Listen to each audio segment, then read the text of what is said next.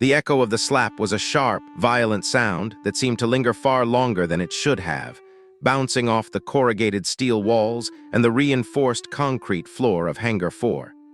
It wasn't just a slap. It was a detonation of discipline, a sudden, jagged break in the military order that usually held the base together like glue. Petty Officer Maya Carter's head didn't just turn. It snapped to the side with a sickening jerk, her ponytail whipping around as the force of the blow sent a jolt through her spine. Under the harsh, unrelenting glare of the overhead fluorescent lights, the skin of her cheek didn't just turn red.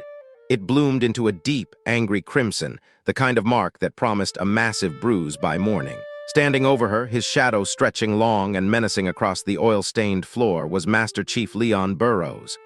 He was a man built like a brick wall, his neck thick and corded with tension, his face a mask of distorted fury. As he loomed over Maya, his chest heaving, flecks of spit flew from his lips, catching the light as he screamed directly into her face. The air between them was thick with the smell of stale coffee, tobacco, and the ozone of the hangar's electrical systems. Burrows roared that she was a dog handler, nothing more, telling her that she didn't have the right to think or speak, only to obey. He called her a dog handler with a sneer that suggested she was lower than the animal she led. Around them, the world had simply stopped. 60 soldiers, men and women who had seen combat and survived the harshest conditions imaginable, stood frozen. They were like statues carved from granite, their breath held in their lungs, their eyes wide with a mixture of shock and terror. 60 witnesses to a career-ending crime, yet not one of them moved. Not one of them spoke. The silence in the hangar was heavy, suffocating, broken only by the distant hum of a generator and the heavy, rhythmic thud of Burrows' breathing. Maya didn't crumble. She didn't cry out and she didn't reach for her face. Instead, she slowly, deliberately turned her head back to meet Burrows' gaze. It was a movement of incredible precision, a testament to years of high-stress training. A thin trickle of dark blood began to leak from the corner of her mouth, a scarlet thread that stood out against the pale, swelling skin of her jaw. Her expression was a void, no anger, no fear, no pain. It was a mask of cold, calculating calm that was far more unsettling than a scream would have been. Beside her, Rex, a 90-pound Belgian Malinois with a coat the color of dried mahogany, stood in a state of perfect, lethal stillness. He didn't growl, he didn't bark, he didn't even shift his weight. His amber eyes were locked onto Burrows with a predatory intensity that made the Master Chief's rage look like a flickering candle next to a forest fire. Rex was waiting. He was a weapon held on a hair trigger, waiting for the one command that would allow him to tear into the man who had just struck his partner. Before we continue, please hit that subscribe button and stay with me until the very end of this story. This is a journey you won't want to miss. Also, make sure to comment below with your city. I love seeing how far these stories reach across the globe. You truly won't believe what happens next as the power dynamic in that hangar shifts forever. Maya raised the back of her hand and wiped the blood from her lip, her eyes never leaving the Master Chief's. When she finally spoke, her voice wasn't shaky or high-pitched. It was quiet, steady, and had the chilling resonance of winter steel being drawn from a scabbard. She told him, quite simply, that he had just made the biggest mistake of his career. The words hung in the air, a cold promise that seemed to drop the temperature in the room by 10 degrees. Burrows let out a laugh, a harsh, mocking sound that rattled against the metal rafters of the hangar. He looked around at the silent soldiers, seeking validation for his dominance, but found only averted eyes and stiff postures. He turned back to Maya, his sneer deepening, asking if she was threatening him or if she was going to sick her puppy on him. He stepped even closer, his presence an intentional attempt to cow her through physical size alone. Maya's response was a simple, "No, sir." She reached slowly into the tactical pocket of her vest, her movements deliberate and telegraphed so as not to provoke a panicked reaction from the armed guards nearby. Despite her caution, 3 soldiers in the front row tensed visibly, their hands drifting toward the sidearms holstered at their hips. Maya didn't even look at them as she told them to stay easy, clarifying that she was only reaching for her phone. She pulled out a device that was small, black, and deceptively simple. To the untrained eye, it might have looked like a ruggedized smartphone, but those with higher security clearances would have recognized the matte finish and the encrypted shielding of high-level military hardware. This wasn't a phone. It was a terminal, a direct line to the heart of the military's most classified networks. Her thumb hovered over a single, recessed red button on the side of the casing.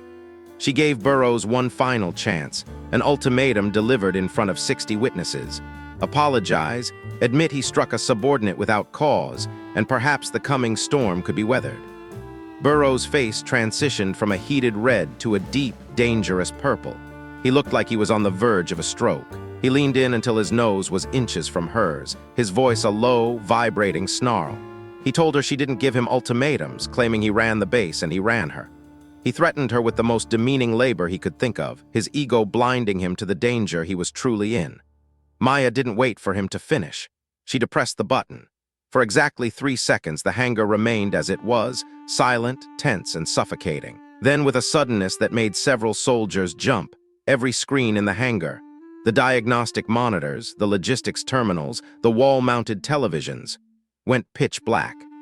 The overhead lights flickered once, twice, and then died completely, leaving the room in a disorienting darkness for a heartbeat before the emergency system kicked in. The hangar was suddenly bathed in a rhythmic, pulsing red light that turned everyone into shadows and ghosts.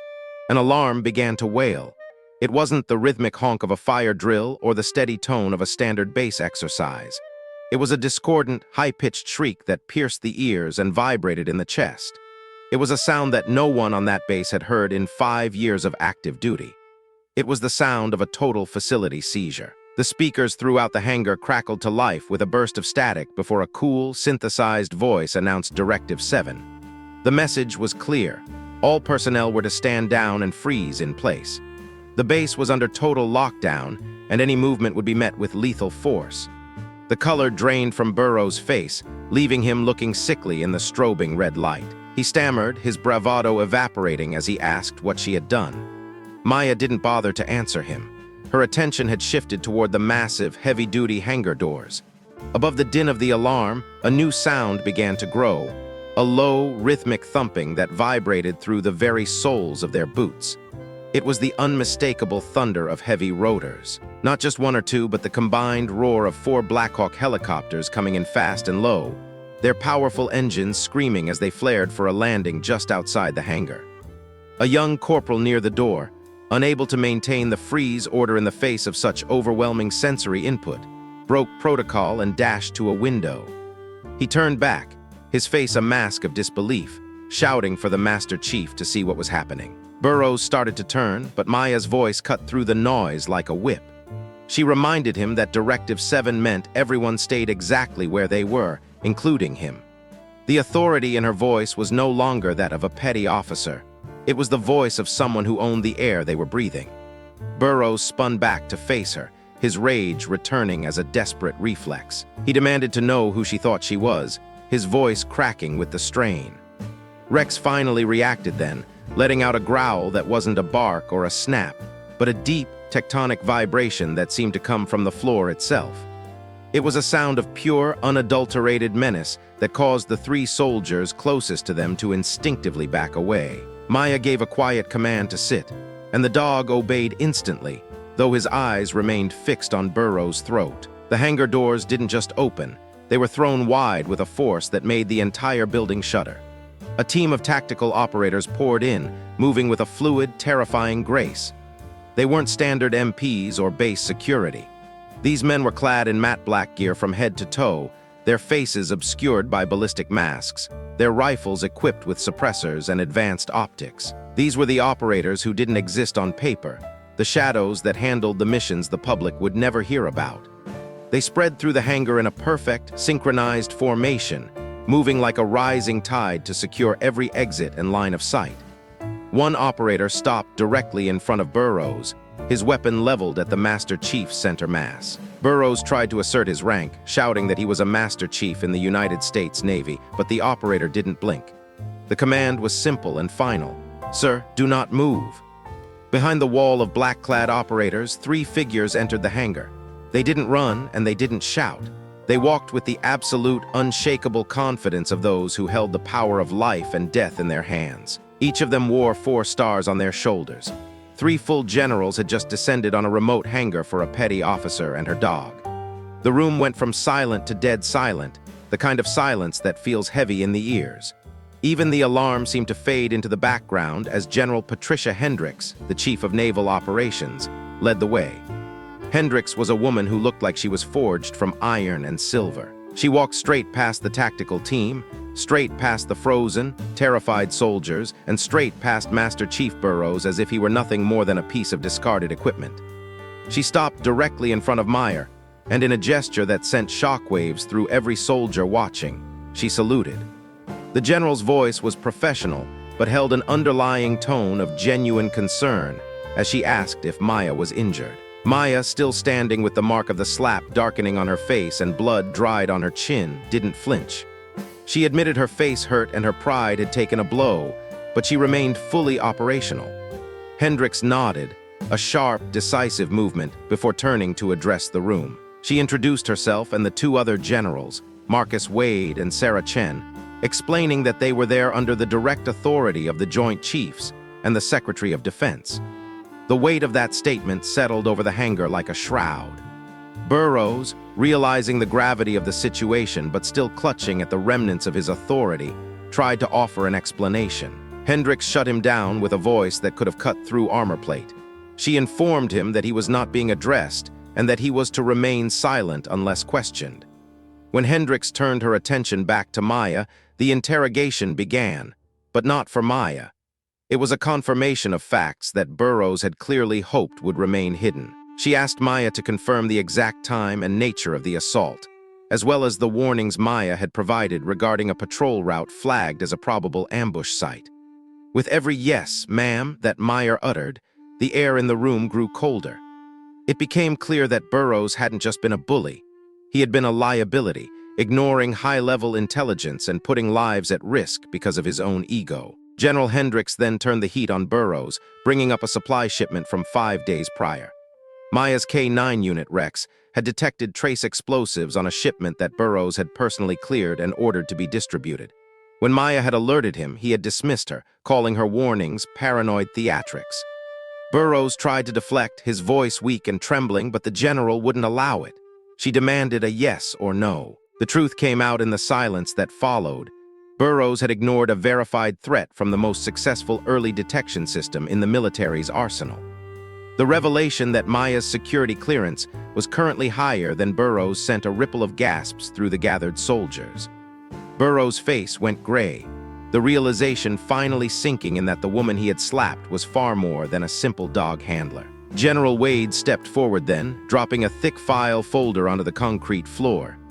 The sound was like a second slap, echoing through the hangar. He informed Burrows that he was relieved of command, pending investigation into a litany of charges including dereliction of duty and the compromise of national security.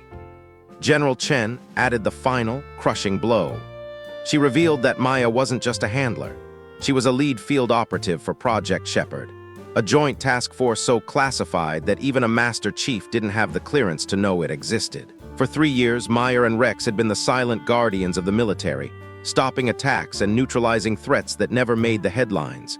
She had saved countless lives, including, potentially, the lives of everyone in that hangar, and Burrows had struck her for it.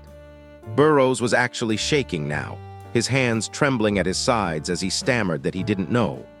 Hendricks stepped closer to him, her eyes burning with a cold fire. She told him that his first mistake wasn't hitting her. That was merely his second. His first mistake was the arrogance of believing that rank was the same thing as intelligence or character. She pointed to Maya, stating that the petty officer had more character in her pinky finger than Burrows had shown in his entire 30-year career. The moment was interrupted by a voice crackling over the tactical radio. One of the operators reported unauthorized access in Section 7, the server room. The atmosphere in the hangar shifted instantly from a courtroom to a battlefield. Maya's head snapped up, her internal compass already calibrating. She gave Rex the command to seek, and the dog didn't hesitate. He exploded into motion, a blur of fur and muscle, heading not for the exit, but for a discreet maintenance door that led to the base's underground tunnel network. Rex stopped at the door, his body coiled and ready, looking back at Maya to confirm the hit. Maya's voice was now entirely professional, devoid of the earlier tension. She reported a positive hit, identifying a chemical signature that matched the trace elements found in the compromised supply shipment. Someone was in the tunnels, and they were moving toward the heart of the base's digital infrastructure. Hendricks didn't hesitate. She ordered the lockdown to tighten and the tactical team to move. The breach of the maintenance door was a masterpiece of military precision. 5 seconds of synchronized movement, and they were through. Meyer and Rex were at the front of the pack, leading the way into the labyrinthine darkness of the tunnels. General Wade stayed behind to ensure the silence of the witnesses, his warning about the consequences of leaking classified information hanging over the remaining soldiers like a heavy weight. Down in the tunnels, the air was cold and smelled of damp earth and electrical insulation. Maya moved with a predatory grace, her hand occasionally brushing Rex's flank to stay in sync with his movements. Behind them, General Hendricks kept pace, her boots echoing with a steady, rhythmic cadence on the concrete. They were tracking ghosts, but with Rex leading the way, the ghosts were as visible as if they were standing in broad daylight. Meyer explained that there were at least 2, possibly 3 individuals ahead. The chemical scent was fresh but being intentionally dispersed to confuse trackers. But Rex was specialized. His nose was a biological supercomputer capable of filtering out the noise to find the signal. They rounded a corner, and Rex's behavior changed instantly. His ears swiveled forward, his tail dropped, and he let out that same low, vibrating growl. They had contact. The target was a door at the end of a long, dimly lit corridor, marked with authorized personnel only in faded red stencil. It was standing slightly ajar, a glaring security breach in a facility that was supposed to be impenetrable. Maya whispered to the general that the door led to the base network hub, the digital brain of the entire Pacific Fleet's operations. If the intruders had access to that room, they could do more than just steal data. They could rewrite reality for every ship and aircraft in the theater. Meyer and Hendricks locked eyes, a silent understanding passing between them. This wasn't just a simple act of sabotage. Burrows' earlier arrogance wasn't just personality, it was a shield. He had been protecting someone, or perhaps he had been manipulated into creating the very gap these intruders were now exploiting. The stakes had just transitioned from a base-level assault to a national security catastrophe. Maya signaled the tactical team to halt. She used her fingers to indicate the numbers, 2 enemies, positions unknown. Rex's growl deepened, his entire body coiling like a spring. Hendricks pulled her sidearm, her voice a ghost of a whisper. She asked about the potential damage. Maya's response was chilling. Patrol schedules, security codes, troop movements. If that data was transmitted out, the entire Pacific strategy would be compromised before the sun went down. Raptor 6, the lead tactical operator, suggested a hard breach with flashbangs, but Meyer immediately shot it down. If the intruders had a dead man's switch or a high-speed transmission device, the moment a flashbang went off, they would hit send. They needed a surgical strike, something that wouldn't trigger a panic response. She proposed going in alone with Rex. The dog could sense the electromagnetic fields of the devices and the heat signatures of the men. He could pinpoint their locations through the wall before she even crossed the threshold. Hendricks was hesitant, her protective instincts warring with her tactical mind. But Meyer insisted. A full team would cause a panic. She and Rex were a scalpel, whereas the tactical team was a sledgehammer. After a tense 5 seconds, Hendricks nodded. Maya had 60 seconds to neutralize the threat before the tactical team came in loud. Maya moved forward, her steps silent on the concrete. Rex was a shadow at her heel, his nostrils flaring as he gathered every piece of data the air could provide. 10 feet from the door, she felt the change in Rex's posture. He was reading the room for her. 2 men, one standing, one sitting, one stressed, one calm. The calm one was the danger, the professional. She stepped into the doorway, her presence a sudden, quiet intrusion into the hum of the server room. The room was filled with the blue and green glow of thousands of blinking LEDs, reflecting off the polished metal of the server racks. A man in a maintenance uniform was hunched over a laptop, his fingers a blur as he worked to bypass the final layers of encryption. Standing behind him was another man, older, with a face so ordinary it was almost a tactical advantage. He was watching the door, and his hand was buried deep in his jacket pocket. The standing man didn't look surprised. He smiled, a thin, oily expression, and greeted Maya by name. He knew who she was, and he knew about Burrows' temper. He was a professional, likely an intelligence asset from a rival power, and he was playing a high-stakes game of chicken. He pointed out the obvious. If Maya shot him, his thumb would release the button in his pocket, a dead man's switch, and the data would be gone, uploaded to a server halfway across the world. He laid out the terms. Maya was to stand there and wait for 2.5 minutes while the upload finished. Then they would walk out and no one would have to die. He was confident, arrogant in his leverage. But he hadn't accounted for Maya's ability to read people or Rex's ability to read the room. Maya ignored the leader and focused on the younger man at the laptop, Corporal Ryan Davis. She could see the sweat beading on his forehead, the way his shoulders were hunched in a posture of extreme guilt. She started talking to him, her voice low and empathetic. She didn't call him a traitor. She called him a man who had made a bad choice for his family. She spoke about his sister in Portland, her stage 3 cancer, and the mountain of medical bills that were crushing him. The leader tried to intervene, his voice sharp and commanding, but Maya kept her focus on Davis. She was peeling back the layers of his resolve, reminding him that he was still a good man, but that in 90 seconds he would cross a line from which there was no return. Davis's hands began to shake on the keyboard, his speed faltering. The upload hit 80%, the progress bar a ticking clock in the dimly lit room. Maya continued to drive the wedge between the two men. She talked about the consequences, not for Davis, but for his sister. If he went through with this, any money they had given him would be seized as blood money. She would lose her house, her treatment, and her brother. She painted a picture of the fallout that was far more terrifying than the threat of a bullet. The leader's calm began to crack. He stepped toward Davis, his hand tightening in his pocket, his voice a snarl as he told the corporal to finish the job. But the seed of doubt had been planted. Davis looked at the screen, then at Maya, his eyes filled with a desperate, drowning hope. He asked if she could really help his sister. Maya didn't lie to him. She told him that she couldn't erase what he had done, but she could give him a chance to earn a different ending. She told him to move his hands away from the keyboard. The tension in the room was a physical weight, a coiled spring waiting to snap. The leader realized he was losing control. He turned his attention back to Maya, his face twisting with a sudden, desperate malice. He started to pull his hand from his pocket, but he was too slow. Maya didn't reach for her gun. She gave the command that Rex had been waiting for since the moment they entered the hangar. A single, sharp word that cut through the hum of the servers like a lightning bolt. Rex didn't bark, he simply launched.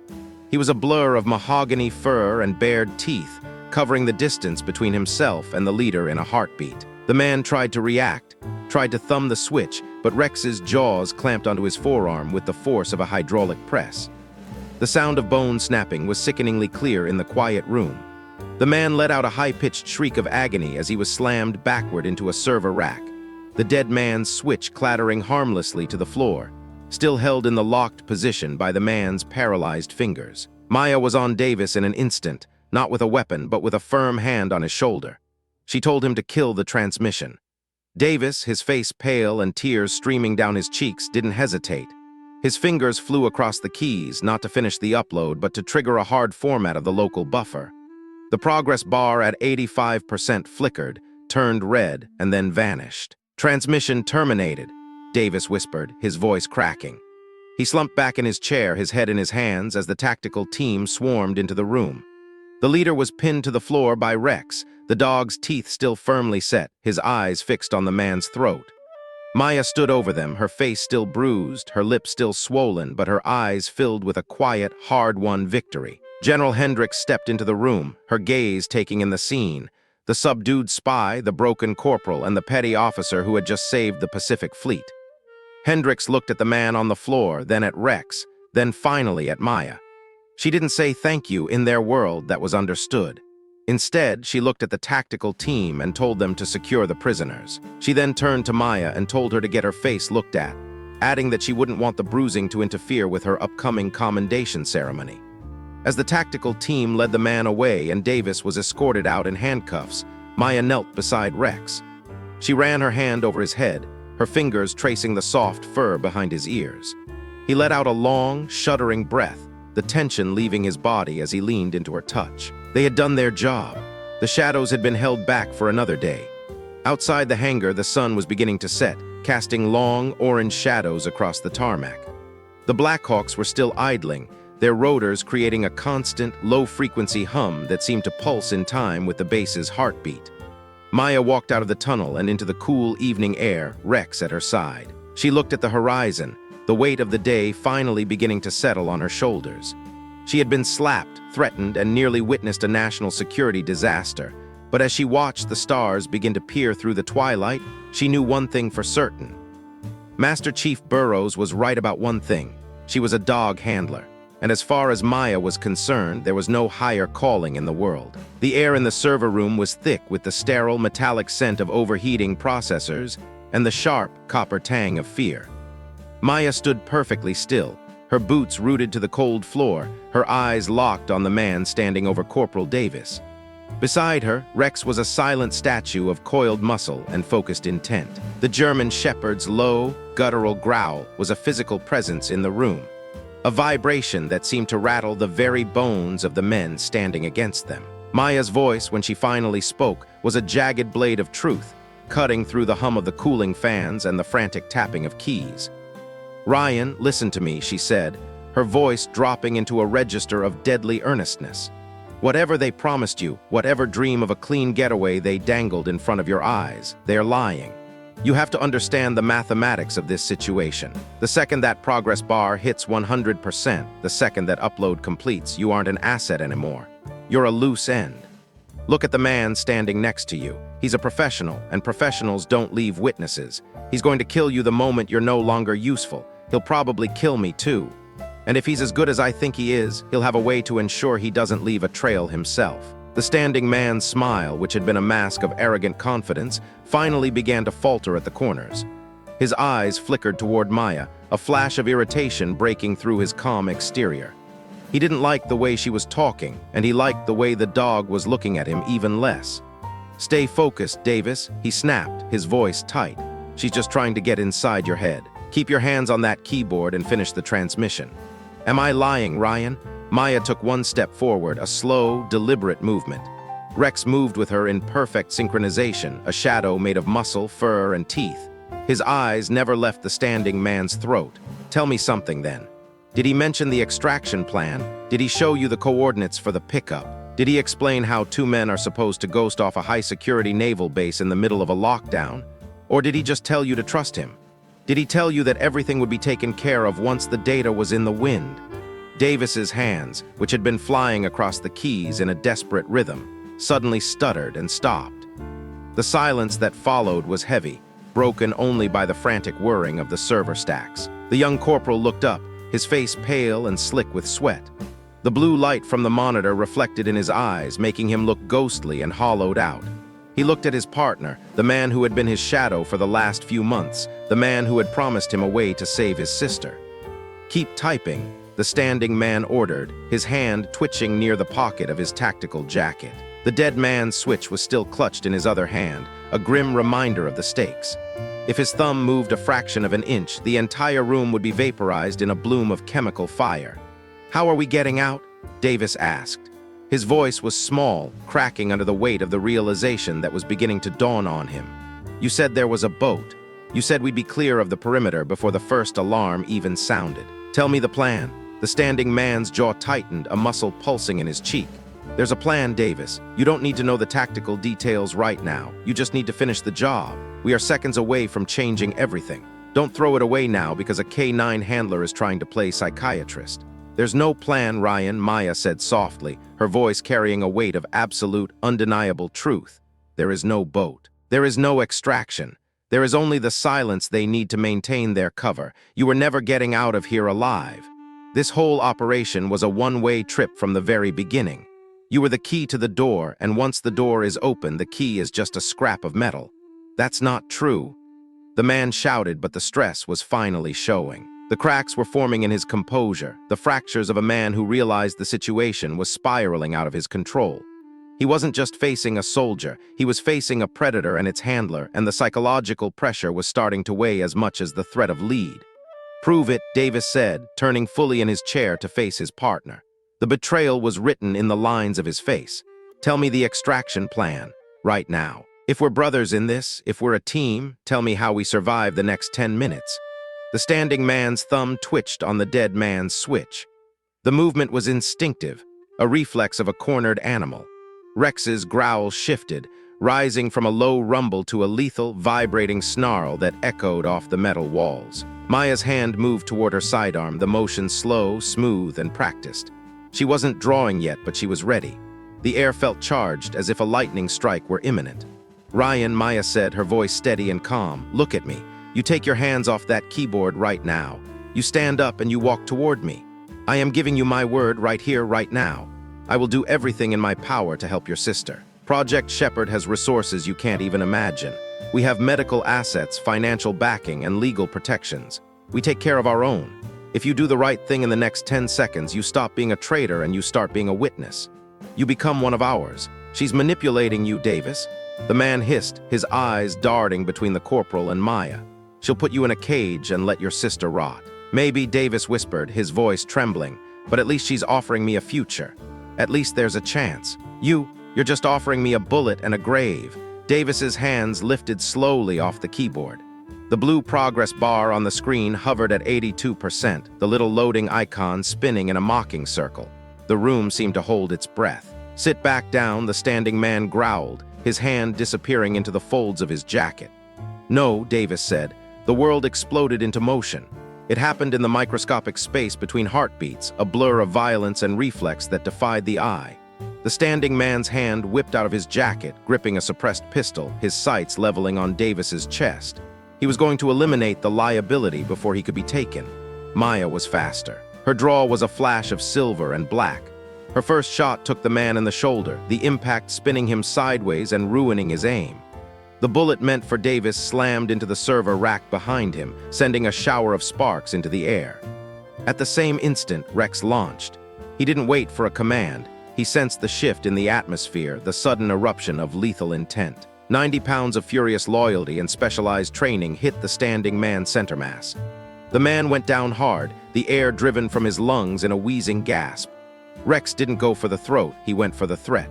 His jaws clamped down on the man's wrist, the one holding the dead man's switch. The man screamed, a high, thin sound of pure agony as Rex's teeth found bone. The device tumbled from his nerveless fingers, bouncing once on the floor. Maya didn't think, she dove. She hit the floor in a sliding crouch, her hand snapping out to catch the switch midair. Her thumb jammed down on the button, keeping it depressed, preventing the circuit from completing. "Clear," she shouted, her voice ringing out over the sound of the man's screams and Rex's muffled snarls. The tactical team poured through the heavy security door like a flood. They moved with the clinical efficiency of a machine, weapons trained, voices barking commands that filled the small space with a chaotic symphony of authority. In under 5 seconds, the room was secured. Davis was on his knees, his hands high above his head, tears streaming down his face. He was repeating the same 3 words over and over, a litany of broken regret. "I'm sorry, I'm sorry, I'm sorry." On the floor, the standing man writhed in the grip of the dog. Rex's teeth were still locked tight on his wrist, blood soaking through the dark fabric of the man's jacket. The agent's eyes were wide with shock and pain, the arrogance gone, replaced by the raw terror of a man who had underestimated his prey. "Rex, release," Maya commanded, her voice firm even as she maintained her grip on the explosive trigger. The dog let go instantly. He backed up to Maya's side, his chest heaving, his eyes still locked on the man on the floor. He didn't bark, he simply watched, the golden light of the server room reflecting in his predatory gaze. He was waiting for the next threat, the next movement that would require his intervention. General Hendricks entered the room a moment later. She took one look at the scene. The bleeding man, the sobbing corporal, the server screens, and Maya holding the detonator, and let out a long, slow breath. It was the breath of someone who had been holding it since the first alarm had tripped in the hangar. "Status," Hendricks snapped, her eyes scanning the tactical team. "Dead man's switch secured," Maya said, her voice remarkably steady. "Upload stopped at 82%. No transmission occurred. We have the data and we have the players." Maya carefully, with the precision of a diamond cutter, transferred the device to a tactical operator with EOD training. The transition was seamless, the soldiers' hands steady as they took the weight of the trigger. Only then did Maya finally stand up, her muscles aching from the sudden burst of adrenaline. "Corporal Davis surrendered voluntarily," Meyer added, looking down at the broken young man. "The other one," he fought. "I can see that," Hendricks said, her gaze landing on the man on the floor. "Get him medical attention. I want him stabilized, and then I want him in an interrogation room. I want to know who he's working for before the sun comes up. I want names, I want handlers, and I want the location of every other cell he's ever communicated with." Two operators hauled the bleeding man to his feet. He staggered, his face pale, but as he passed Maya, he managed to find a spark of his former malice. He glared at her with pure, unadulterated hatred. "You think this changes anything?" He spat, blood flecking his lips. "You think stopping one upload matters? We've been inside for months. This was just one operation, one small piece of a much larger machine.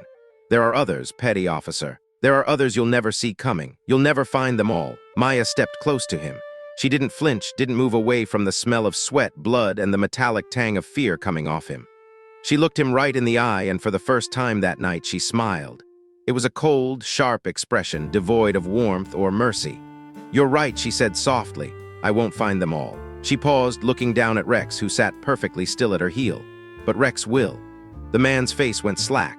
The bravado vanished, replaced by a hollow realization of what that meant. A human could be fooled, bribed, or bypassed. A dog like Rex was a biological sensor that didn't care about politics or cover stories. He followed the scent of the truth, and he never stopped hunting. "Take him away," Hendricks ordered, her voice like grinding stone. As the operators dragged the man out, the room seemed to regain some of its lost oxygen. Maya turned to Davis. The young corporal looked like he wanted the floor to open up and swallow him whole. He was a shell of a man, the weight of his treason finally crushing him. "Petty officer, I swear to God, I never wanted." "Save it for your debriefing, Corporal," Meyer interrupted, her voice not unkind but firm. "Right now, you're going to sit down with our tech team. You're going to tell them every single thing you uploaded, every system you touched, every password you compromised, every backdoor you opened. You're going to give us everything. And then, and only then, maybe we can talk about your sister." "Yes, ma'am," Davis whispered, his head hanging low. "Thank you, ma'am." They took him away, the guards more gentle with him than they had been with the other man. The door hissed shut, and suddenly the room was quiet. The only sounds were the constant hum of the servers and the soft, rhythmic panting of Rex beside her. General Hendricks holstered her weapon and looked at Maya. "That was some of the finest tactical decision-making I've seen in 30 years of service, Carter. You kept your head when the room was about to blow." "Thank you, ma'am," Maya said, feeling the exhaustion finally beginning to seep into her bones. "It was also completely reckless," Hendricks added, her tone shifting. "If you ever go into a hot situation alone again without waiting for your backup, I will personally demote you back to Seaman Recruit. I don't care how good that dog is. Are we clear on that?" "Crystal clear, ma'am," Maya replied, a small, tired smile touching her lips. Hendricks almost smiled back, a rare softening of her hard features. "Good. Now let's talk about the real problem. Let's talk about Burrows." The mention of the name brought the tension back into the room. General Burrows, the base commander, the man who was supposed to be above reproach. Hendricks pulled out a tablet, her fingers swiping through several encrypted screens. The light from the tablet cast long, sharp shadows across the room. "The timeline doesn't work," Carter, Hendricks said, her brow furrowed. "That agent said they had been inside for months. They had deep access credentials and knowledge of the security protocols that predated the current cycle. But Burrows has only been in command of this base for 6 weeks." Maya frowned, processing the information, which means either he's been compromised since long before he arrived here, or there's someone else, Hendricks finished. They looked at each other, the weight of that possibility hanging in the air like a shroud. If the corruption didn't start with Burrows, it meant it was structural. It meant the rot went higher. "Someone higher up the chain," Hendricks said slowly, her voice dropping to a whisper. "Someone who had the authority to place Burrows here specifically. Someone who knew exactly where you were going to be. Someone who knew the capabilities of Project Shepherd and wanted it neutralized before it could be fully integrated into our defense network." Maya felt a shard of ice slide down her spine. The server room, which had felt like a victory 5 minutes ago, suddenly felt like a trap. "They weren't just trying to steal data, ma'am. The upload was a smokescreen, or a secondary objective. They were trying to eliminate me. They wanted to kill the program at the source." "Because you're the only one who can find them," Hendricks agreed.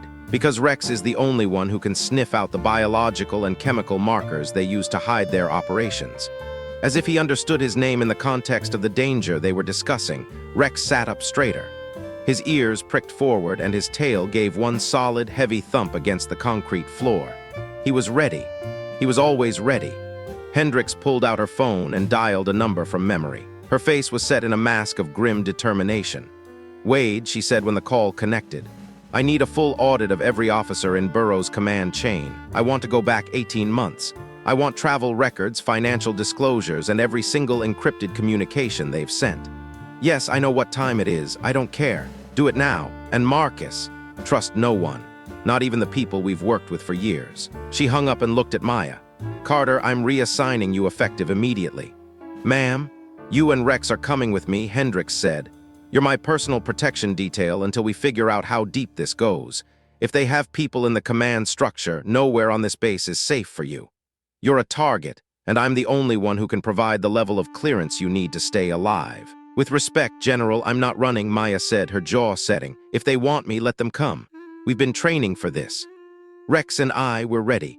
"That wasn't a request, Petty Officer," Hendricks said, her voice leaving no room for argument. "That was an order.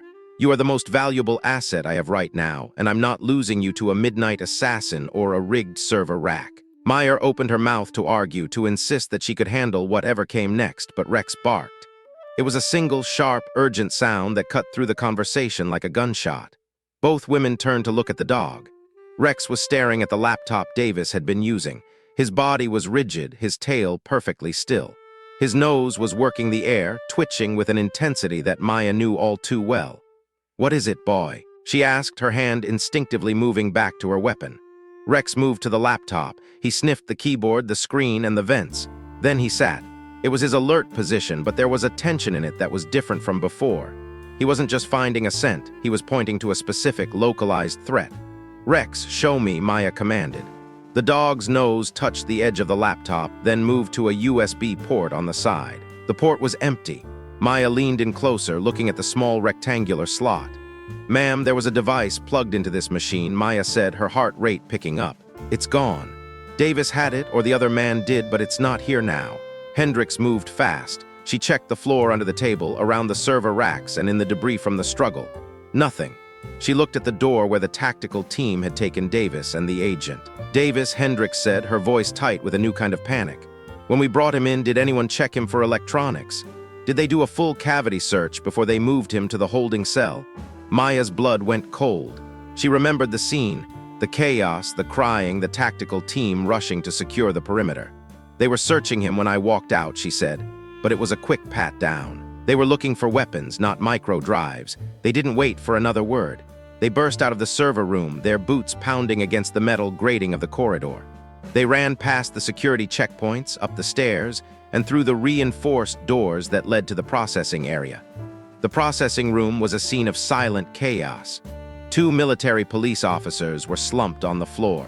One was propped against a desk, the other sprawled near the door. Maya rushed to the first one, checking his pulse. He was breathing, his heartbeat steady but slow. "Unconscious," Maya said. "Someone used a sedative or a professional sleeper hold." The door to the outside corridor stood open, the night air rushing in, smelling of salt and jet fuel. "Damn it," Hendricks hissed, her hand going to a radio.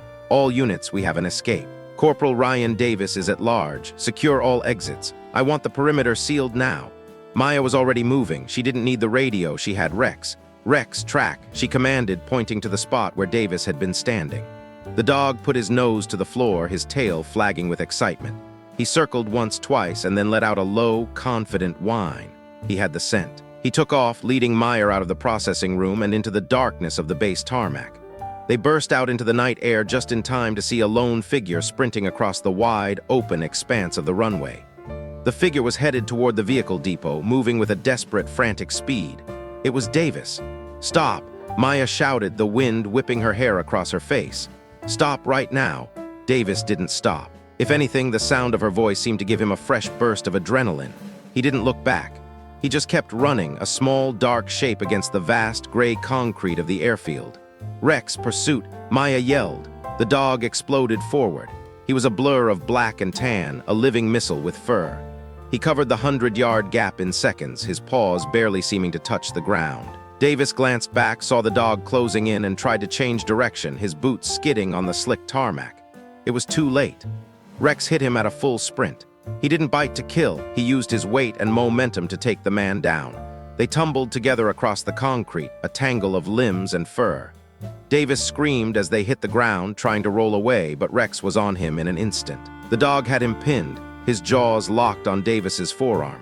He wasn't breaking skin, but he was applying enough pressure to make it very clear that any movement would be a mistake. Maya caught up 10 seconds later, her chest heaving, her pistol drawn and aimed. "Rex, hold," she commanded.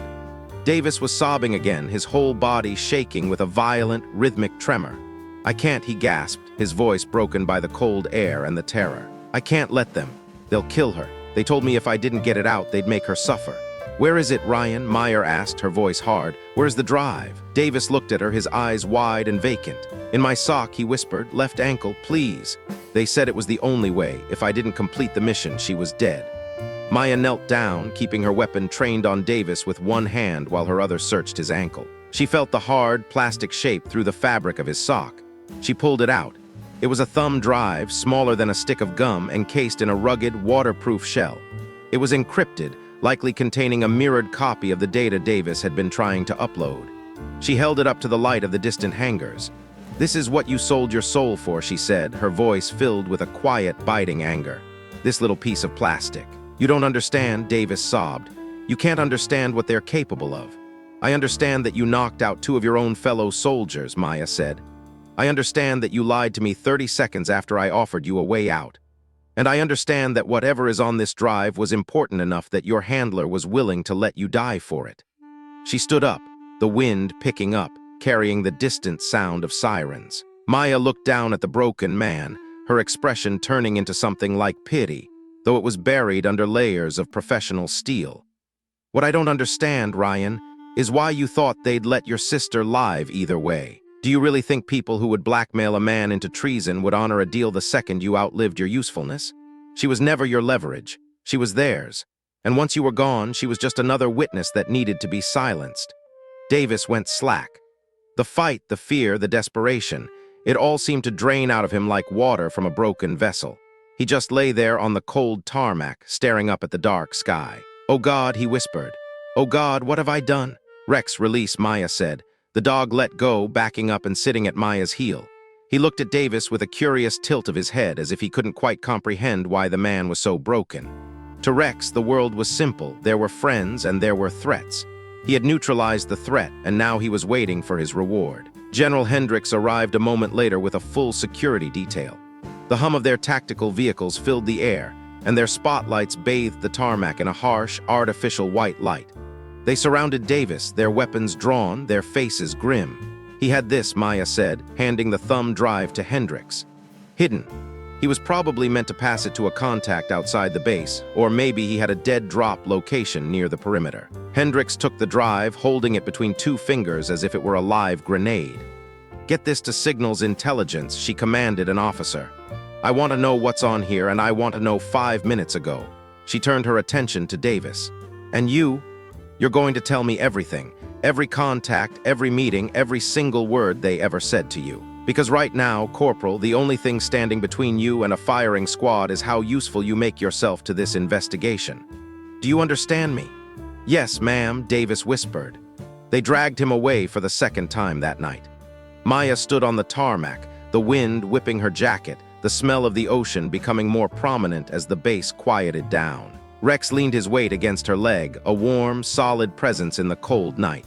She reached down and scratched behind his ears, her fingers disappearing into his thick fur. "Good boy," she whispered. "Such a good boy." "Carter." Maya turned. Hendricks was walking back toward her. The expression on the general's face made Maya's stomach drop. It wasn't the look of someone who had just secured a victory. It was the look of someone who had just seen a ghost. "We've got a problem," Hendricks said, her voice barely audible over the wind. "A big one." Maya felt her muscles tense. "Bigger than a compromised base and a mole in the command structure?" "Yes," Hendricks said. She held up her phone. On the screen was a message, 3 words written in a secure, encrypted font.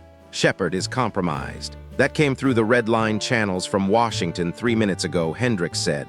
"Someone in the Pentagon knows about Project Shepard. Someone who shouldn't, and they're leaking." Maya felt the world tilt slightly. The ground beneath her boots felt unsteady. "How many people know about Shepard, ma'am?"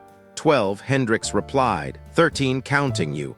All of them vetted at the highest levels of national security. all of them with careers that should make them untouchable. Then one of the 12 is dirty, Maya said, or they've been replaced, or they're being handled the same way Davis was. Hendricks closed her eyes for a brief second, the exhaustion finally showing on her face. Carter, this goes deeper than we thought. Burrows wasn't the target. Davis wasn't the target. You weren't even the primary target of this specific infiltration. Then what was it? The program, Hendricks said. They're trying to burn Project Shepherd to the ground before it can even launch. They want to discredit it, destroy the data, and make sure that canine detection never becomes a standard protocol in military intelligence. Why? Meyer asked, though she already knew the answer. Because if it does, they lose, Hendricks said, looking at Rex. Every mole, every sleeper agent, every deep-cover intelligence operation they've spent decades building inside our military becomes vulnerable. They can hide from a polygraph. They can hide from a background check. They can even hide from a surveillance camera. But they can't hide from a dog with a good nose. Hendricks stepped closer, her eyes burning with a fierce, protective light. That animal represents an existential threat to foreign intelligence operations, and they will do anything, sacrifice anyone, to make sure he and every dog like him is sidelined as unreliable before this program expands. Maya's hand found Rex's collar, her fingers curling tight into the leather. "Over my dead body," she said. "That's exactly what they're planning," Carter, Hendricks replied. The words hung in the night air like a death sentence.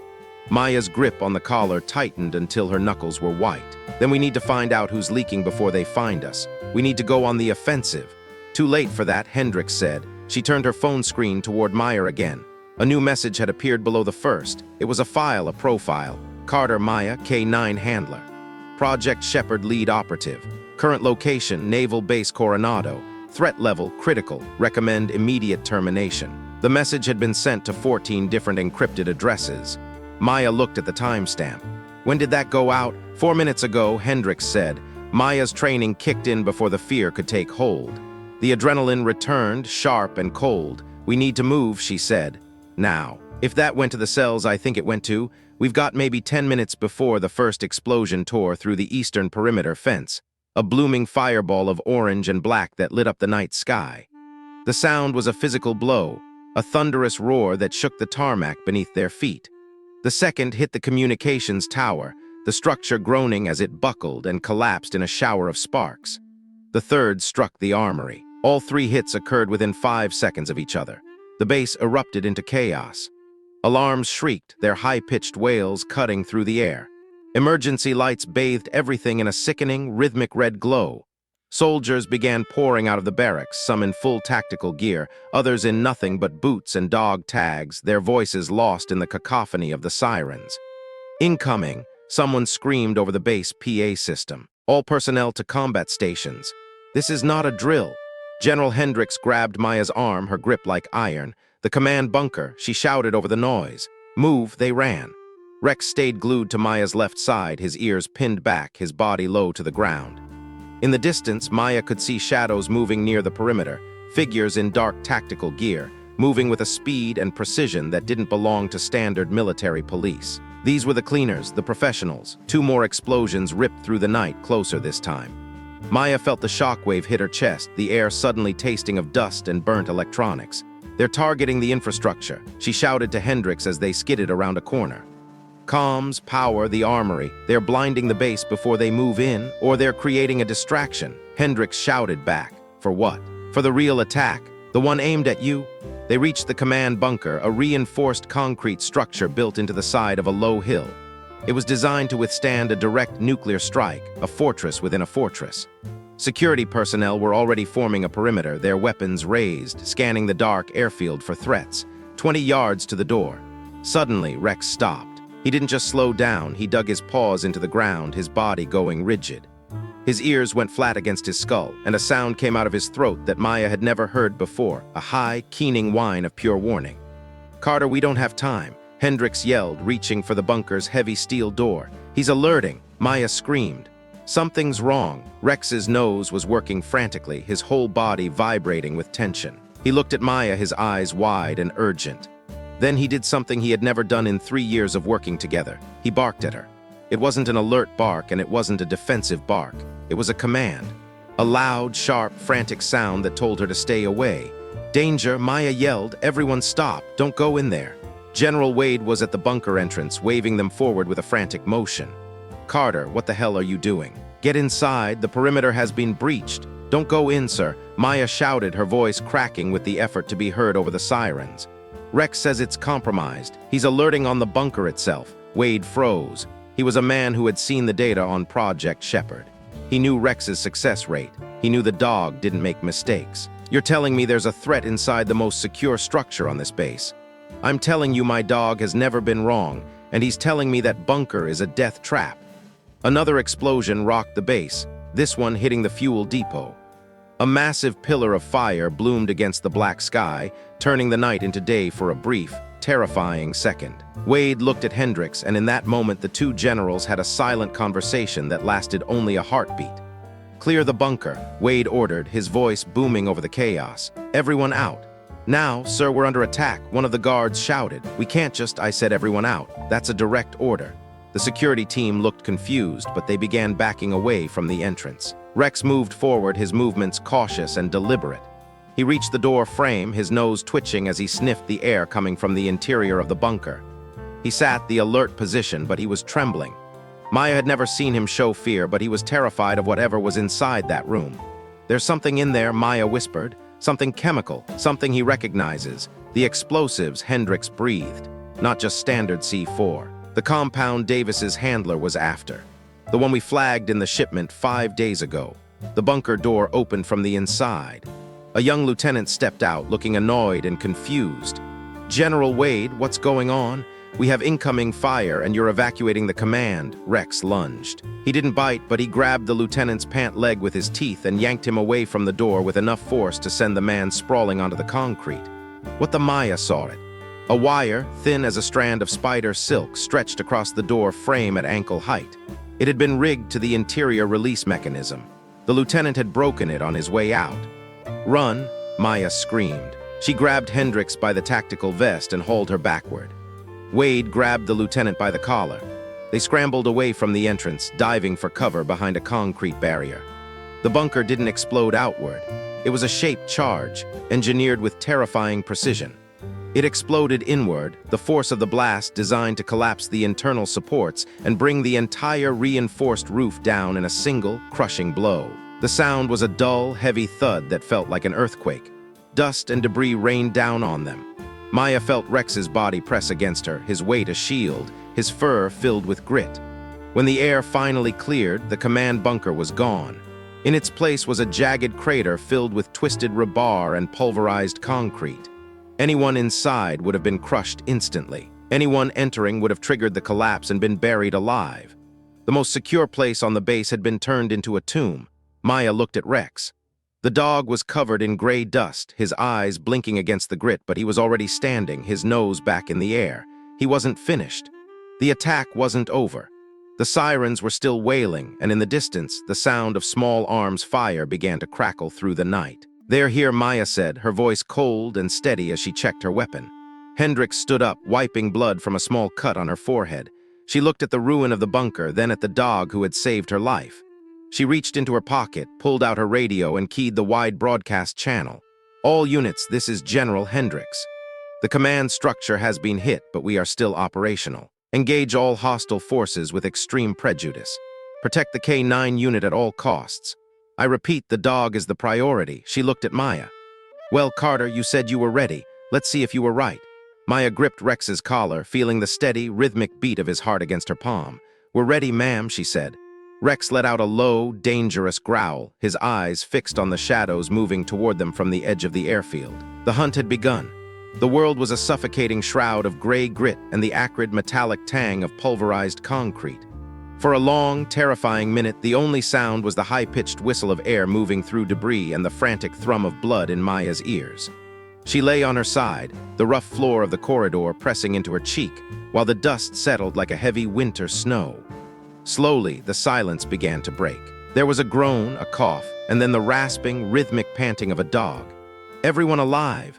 General Wade's voice was a jagged shadow of its usual self, hoarse from the smoke that still swirled in the air. He sounded like he'd been swallowing glass, but the authority was still there, buried under the physical shock of the blast. Here, Hendricks managed to say. Her voice was thin, punctuated by a violent fit of coughing as she tried to clear her lungs. Here, Maya whispered, though it felt like her ribs were being held in a vice. She pushed herself up, her palms scraping against jagged bits of rebar and broken stone. Her head throbbed with a rhythmic, sickening heat. The lieutenant didn't speak. He just let out a long, low groan of agony that echoed through the ruined hallway. He was alive, at least for now. Maya felt a wet, warm sensation on her cheek. She turned her head and saw Rex. The German shepherd was covered in a layer of fine, white dust, making him look like a ghost dog emerging from the underworld. He licked her face once, a quick, efficient check for injuries, then stepped back. He didn't whine or bark. He simply stood there, his ears swiveling toward the settling debris, his body a coiled spring of redirected aggression. He had known the explosion was coming before the first spark had ignited. That was meant for us, Hendricks said. She was sitting up now, leaning against a cracked wall. Her uniform was a disaster, torn at the shoulder and soaked with a mixture of sweat and grime. A deep cut above her eyebrow was weeping blood, the dark red liquid carving a path through the dust on her face. Despite the injury, her eyes were sharp, glowing with a cold, predatory fury. They knew exactly where we'd go. They knew the protocol for a base-wide breach. They knew we'd run for the bunker. Inside knowledge, Wade added, his voice hardening as he regained his feet. He looked at the mangled remains of the heavy blast door they had been seconds away from reaching. The structure was buckled, the reinforced steel twisted like wet cardboard. If they had been 10 feet closer, there wouldn't have been enough left of them to bury. He turned his gaze toward Maya, his eyes lingering on the dog at her side. "Your dog just saved all our lives, Carter." "He's good at his job, sir," Maya replied, her voice steadying as the adrenaline began to mask the pain. She reached out and rested a hand on Rex's neck. She could feel his heart racing, but his muscles were steady. "Good doesn't even begin to cover it," Wade muttered. He reached into his tactical vest and pulled out his radio. The device was scratched, but the light flickered to life. "All units, this is General Wade. The base is compromised at the command level. I repeat, we have a total compromise. Trust no one outside your immediate team. Establish defensive perimeters at your current locations and await further orders." He didn't wait for confirmation before switching to the air wing channel. "This is Wade. I need eyes in the sky. I want a full sweep of the perimeter. Where the hell are these attacks coming from? Who is hitting us?" The response didn't come with the usual military discipline. It crackled back, frantic and high-pitched, the sound of a man who was watching his world fall apart in real time. "Sir, we've got multiple small drone signatures. Dozens of them. No, hundreds. They're everywhere. They're coming from inside the wire and out. We can't get a lock. They're too small. They are the transmission cut out in a burst of static." Maya felt the blood drain from her face, a chill settling in her marrow that had nothing to do with the settling dust. "Drones," she whispered. "They're using drones. That's why there was no incoming fire, no artillery, no aircraft on the radar. Micro-drones," Hendricks realized, the horror of the realization unfolding across her features. Small enough to fly under the radar, literally. Cheap enough to mass-produce by the thousands. And if they are loaded with the right payload, Maya finished. Her tactical mind clicking into gear, they can take out every piece of critical infrastructure we have without ever risking a single human asset. They aren't just attacking, they are surgical. Wade's thumb jammed onto the radio button again. "All personnel, we are under swarm drone attack. Weapons free on any aerial signature. I don't care if it looks like a bird, shoot it down. Get me counter UAV measures up and running right now." Sir, the voice on the other end was desperate. Half our countermeasures were stored in the armory. The first strike hit the armory dead center. "It's gone." "Then use what we have left," Wade roared. As if in response to his command, a series of muffled thuds vibrated through the floor. It wasn't one large explosion, but a sequence of precise, timed strikes walking across the base. Each one sounded like a giant's footstep. Maya counted them out in her head. The mess hall, the medical facility, the motor pool. One by one, the lifeblood of the base was being snuffed out. "They're not trying to kill everyone," Maya said, her voice rising over the distant crashes. "If they wanted us dead, they would have hit the barracks first. They're trying to trap us. They're cutting off our resources, destroying our mobility, and pinning us down." "Pinning us down for what?" the lieutenant asked. He had managed to crawl to a sitting position, clutching his shoulder. His face was pale, his eyes wide with the shock of a man who had never expected the war to come to his doorstep. Maya didn't answer him. Instead, she looked at Rex. The dog wasn't looking at the ceiling or the ruined door. He was staring down the long, dark stretch of the corridor that led toward the western perimeter. His hackles were raised, a jagged ridge of fur standing up along his spine. His body was tense, his weight shifted forward onto his claws. "For the ground assault," Maya said. "It's coming." The words had barely left her lips when the perimeter alarm began its mournful, rhythmic wail. It was a sound designed to wake the dead, but now it sounded like a funeral dirge. Wade's radio exploded with a chaotic symphony of voices, all of them shouting over one another. "Multiple contacts. Western fence, they're cutting through the wire. How many?" Wade barked into the radio. "Give me a count." "Too many to count, sir. At least 40 in the first wave, maybe more. They're moving fast, too fast for civilians. They've got full tactical gear and suppressed weapons." Hendricks didn't hesitate. She pulled her sidearm, a sleek black Sig Sauer, and racked the slide. She checked the magazine with a practiced flick of her wrist. "Marcus, we need to get Carter off this base. If this whole operation is designed to eliminate her and the dog, we're sitting ducks here. We need an extraction." "I'm not leaving," Maya said. Her voice was flat, devoid of argument, stating a simple fact. "Carter, this is not a suggestion," Hendricks snapped, though there was a flicker of concern in her eyes. "You are the target." "With respect, ma'am," Maya said, stepping closer to the general and the colonel. "I'm the only one here who knows exactly what we're looking for. I'm the only one who can read what Rex is telling me. You evacuate me now, and you lose your best chance at stopping whoever is behind this. You'll be blind. You're also their primary target," Wade pointed out, his eyes narrowing as he assessed her. "They want you dead or captured, probably both." "Then let's use that," Maya countered. She stood up fully, ignoring the protest of her bruised ribs, and helped Hendricks to her feet. "They want me. They can come get me, but they'll have to go through Rex first. And ma'am, I promise you that is not as easy as it sounds." Wade looked at Hendricks, a silent conversation passing between the two seasoned officers.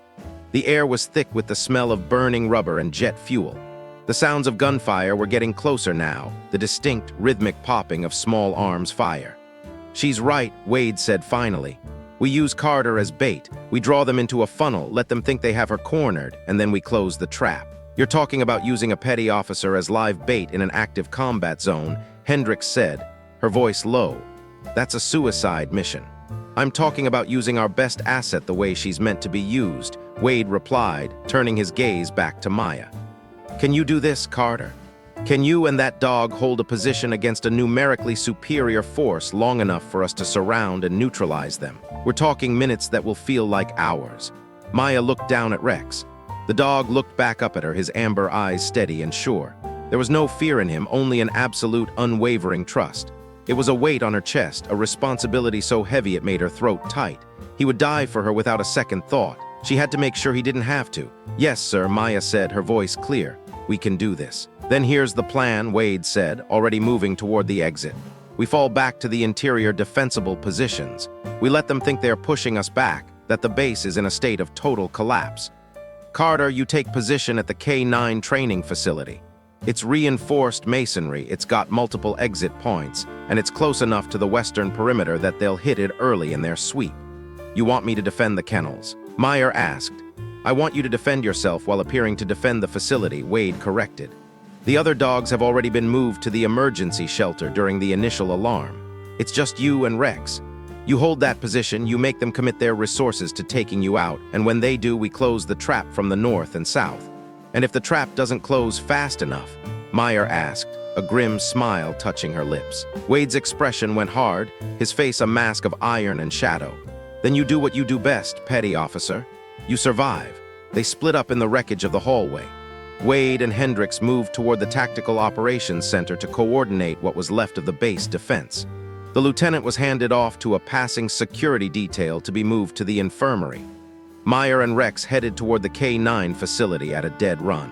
The base was a portrait of organized chaos. Soldiers were running in practiced zigzag patterns, taking up positions behind sandbags and concrete barriers. Fields of fire were being established, and the air was filled with the shouts of NCOs directing their squads. Above them, the drones buzzed like angry hornets.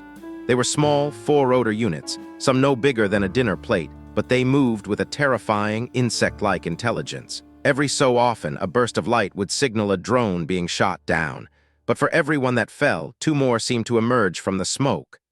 Maya reached the K9 facility, a long, low-slung building of gray brick, and slammed through the heavy doors. She didn't turn on the lights. The building was bathed in the eerie, pulsing red glow of the emergency system. The air inside was still and cool, smelling of old disinfectant, wet dog, and the rubbery scent of training bite suits. The empty kennels lined the walls, their chain-link gates hanging open like the ribs of a picked-over carcass. Rex moved through the space with a predatory grace, his paws silent on the polished concrete. He was checking the corners, sniffing the air for any scent that didn't belong. He was at home here, but he knew the home had been invaded. Maya hurried to her locker in the back room. Her hands were steady as she grabbed her tactical vest and cinched it tight. She checked her weapons with a mechanical efficiency. Her sidearm was full, one in the chamber. She grabbed her M4 carbine, checking the optics and slamming a fresh magazine into the well. She stuffed extra magazines into her pouches, followed by 2 flashbangs and a single fragmentation grenade she had requisitioned months ago and kept in the back of her locker against regulations. In moments like this, regulations felt like a dream from a different life. Her radio crackled against her collar. "Carter, this is Wade. They've breached the western perimeter. They're moving through the motor pool now. Estimate 4 minutes until they reach your position." "Copy that, sir," Maya said, her voice a low murmur in the dark room. "We're ready." "Carter." It was Hendricks this time. Her voice was softer, stripped of its military edge. "Watch your 6. These aren't regular soldiers. We've seen the footage from the gate. They're moving too well, too coordinated. These are professional contractors at the very minimum, Tier 1 level." "Understood, ma'am," Maya replied. "And Maya." The use of her first name made Maya pause, her hand hovering over her rifle's safety. "You come back alive. That's an order." "Yes, ma'am." Maya killed the radio. She didn't want the noise or the light of the transmission to give her away. She moved to a position behind a thick, reinforced training wall in the center of the main floor. It gave her clear sight lines to the 3 main entrances: the north door she'd entered through, the south loading dock, and the eastern office entrance. Rex sat beside her, his shoulder pressing against her thigh. He was perfectly calm now, his breathing deep and even. He was waiting for the signal. "Just you and me, boy," Maya whispered, reaching down to scratch the spot behind his ears one last time. The dog's tail thumped once, a dull sound against the concrete. Then everything went quiet. It was a sudden, jarring silence. The distant explosions had stopped. The shouting had faded. Even the sound of the drones overhead seemed to have drifted away. It was the silence before a storm, the kind of stillness that makes the hair on your arms stand up. Maya controlled her breathing, drawing in air for a count of 4, holding it and releasing it. It was the technique they'd taught her to keep the heart rate down, to keep the fine motor skills from failing under the pressure of the kill zone. Rex's ears suddenly swiveled toward the north entrance. He didn't growl. He didn't even stiffen. He just shifted his gaze. Maya shifted her aim, the red dot of her optics settling on the center of the heavy metal door. The door didn't just open, it exploded inward. The hinges screamed as the steel plate was blown off its frame by a breaching charge. 2 men in matte black tactical gear rushed through the smoke, their weapons up and scanning. They moved with a terrifying, fluid synchronicity. Maya didn't give them a chance to find their bearings. She squeezed the trigger twice. 2 sharp cracks echoed through the high-ceilinged room.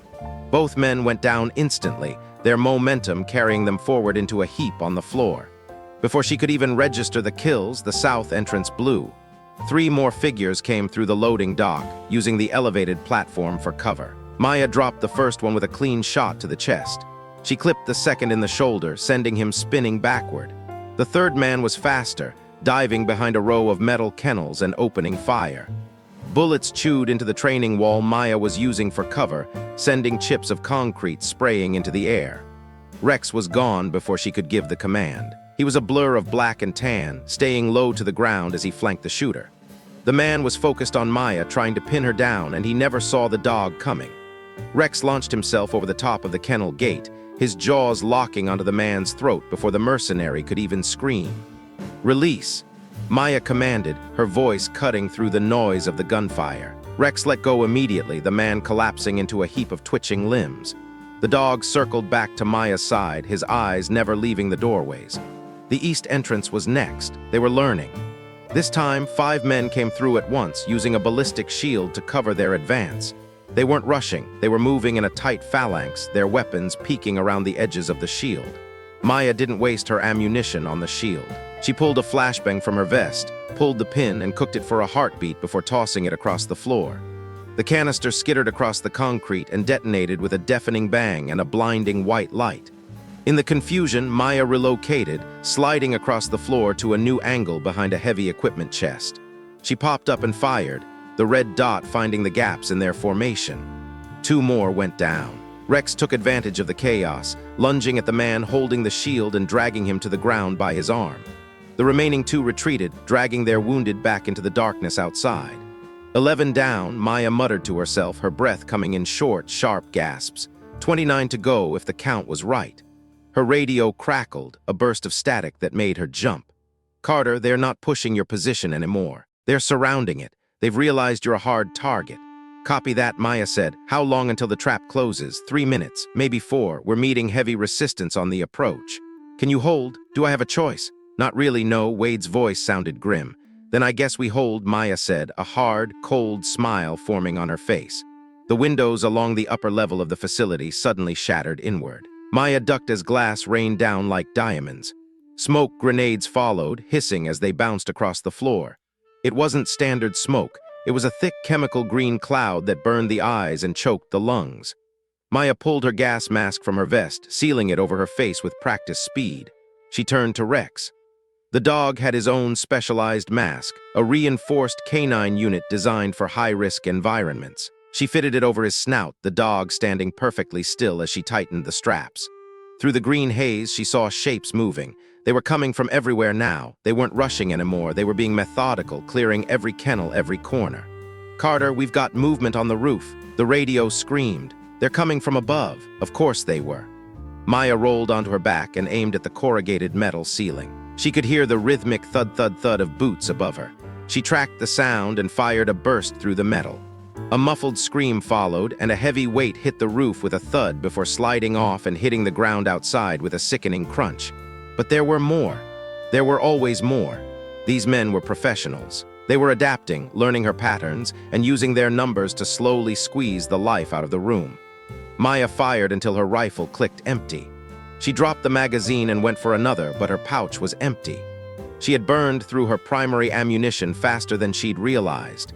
She transitioned to her sidearm, her movements fluid but fueled by desperation. Rex was growling now, a low, continuous vibration that she could feel through the floor. He knew the circle was closing. Then a voice boomed from outside, amplified by a megaphone.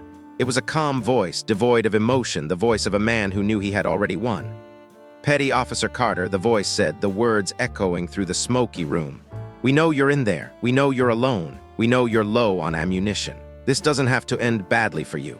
Surrender yourself and the dog. Walk out with your hands up, and I give you my word no one else has to die tonight." Maya didn't respond. She checked the chamber of her pistol. "We have 12 men dead because of you, Carter," the voice continued. 12, you're good. We respect that, but you can't win this. You're one person and a dog against a coordinated army. Be smart. Give up." Maya remained silent, her back against the equipment chest, her hand on Rex's head. "Fine," the voice said, the tone turning cold. "Have it your way. Team 2, prepare to breach all entrances simultaneously. Team 3, stand by on the roof. On my mark." Maya checked her magazine. 4 rounds left. 4 rounds against 20, 25. She looked at Rex. The dog looked back at her, his eyes visible through the clear lens of his mask. There was no judgment in his gaze, only the readiness to go into the dark with her. And in that moment, Maya Carter made peace with dying. She wasn't afraid. If this was her last stand, at least it was for a cause that mattered. At least it was with the most loyal partner she had ever known. "Good boy," she whispered, her voice cracking behind the mask. "Such a good boy." The voice outside began the countdown. 3, 2, 1, breach. Every entrance exploded at once. It was a wall of noise and fire.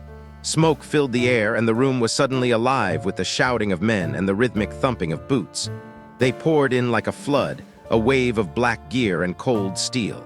Maya fired her last 4 rounds, dropping 2 men as they crossed the threshold. She didn't stop. She swung her rifle like a club, the heavy stock catching a 3rd man in the jaw with a bone-shattering crack. Rex was a blur of teeth and fury, a whirlwind of aggression that took down anyone who got within 10 feet of her. But there were too many. Maya felt heavy hands grab her arms, pulling her back. She kicked, bit, and struggled with every ounce of strength she had left. She saw Rex being swarmed, 3 men trying to pin the dog down with capture poles. He was fighting like a demon, but even he had limits. Just as a man moved to zip-tie Maya's wrists, the entire building shook. It wasn't another explosion. It was something bigger, something more profound. It was a deep, guttural vibration that made the very foundations of the K9 facility tremble. The men holding Maya froze, their heads turning toward the doors. Through the smoke and the chaos came a sound that made Maya's heart leap. It started as a distant hum and grew into a deafening roar, the rhythmic, chopping beat of heavy helicopter rotors. Not one or two, but a dozen or more. And underneath that sound was the growl of heavy diesel engines, the kind that only belonged to one thing: tanks. The voice on the megaphone outside had changed. It wasn't calm anymore. It was panicked, high-pitched with the sudden realization of a predator becoming the prey. Fall back now, we've got armor inbound, multiple gunships on the horizon. This is a full military response. Abort mission, abort.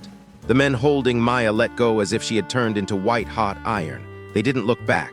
They simply turned and ran for the exits, their discipline vanishing in the face of overwhelming force. In 10 seconds, the K9 facility went from a chaotic war zone to a graveyard of abandoned gear and smoke. Maya staggered to her feet, her legs feeling like they were made of water. She ripped off her gas mask, gasping in the cool air that was finally beginning to clear the smoke. She stumbled toward Rex, who was shaking himself off, his fur matted with blood on one shoulder where a contractor had managed to clip him. He looked at her, his tail giving a weak wag, before he limped to her side. Outside, the base was no longer in darkness. It was lit up like a stadium by the massive floodlights of circling Blackhawks and the searing searchlights of M1 Abrams tanks that were crashing through the perimeter fences. The contractors were being hunted down like rats in the light. Standing in the middle of the tarmac, silhouetted against the glare of a helicopter's landing lights, was General Patricia Hendricks. She was directing traffic with the calm precision of a conductor leading an orchestra. When she saw Maya and Rex emerge from the smoke of the K9 facility, she stopped and walked toward them. She didn't smile with relief. She smiled with the grim satisfaction of a victor. "Told you we'd close the trap, Carter," Hendricks said as she reached them. Maya's legs finally gave out. She sat down right there on the pavement, her back against the cool brick of the building. Rex slumped down beside her, his head resting on her lap. She was covered in blood, grease, and dust, her uniform in tatters, but she was alive. "How many?" Maya rasped. 37 captured, 8 dead, and we think 2 might have slipped through the initial perimeter," Hendricks said, checking a tablet held by an aide. "But they won't get far. We've got the entire county locked down." Hendricks knelt beside Maya, her expression softening for a brief moment. "We have something better than prisoners, Maya." "What's that, ma'am?" "We have their communications equipment. They were so busy running that they left their field hubs behind. We have their encryption keys, their real-time data links. Our tech teams are already in. We can trace every command they received back to its source. You can find out who ordered this," Maya finished, her mind finally starting to process the implications. "Exactly," Hendricks said. She helped Maya stand, guiding her toward a waiting medical truck. A corpsman immediately began checking Maya's vitals and cleaning a deep gash on her forehead that she didn't even remember getting. "But there's a problem," Hendricks continued, her voice dropping an octave. Maya looked at her. "There's always a problem." "The encryption," Hendricks said, showing Maya the screen of the tablet. "It's military grade, but not just any military grade. It's U.S. military grade. These contractors weren't just hired by someone with a lot of money, Carter. They were hired by someone with deep-level access to our own systems." "Someone inside," Maya whispered. "Someone very far inside," Hendricks corrected. "Our tech team has been analyzing the data from that thumb drive Davis was trying to smuggle out before he was killed. Do you want to know what was on it?" Maya nodded, her heart sinking. "It was a hit list," Hendricks said. "Personnel files for every member of Project Shepherd. Not just the operatives like you, but the leadership, the scientists, the logistics officers. Names, home addresses, family members, bank accounts, everything." The words hit Maya like a physical blow.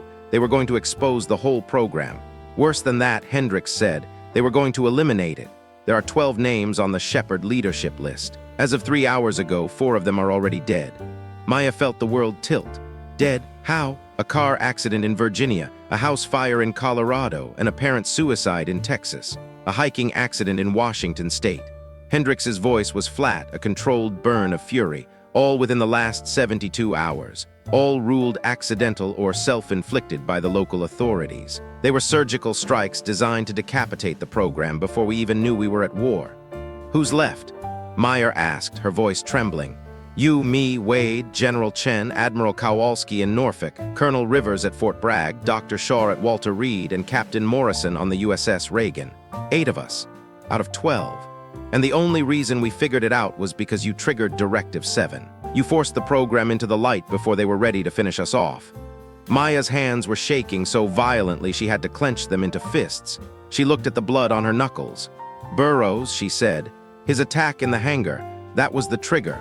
Burrows hitting you saved the program, Hendricks said. If you hadn't activated the protocol, if we hadn't responded with this level of force, they would have picked us off one by one over the next month.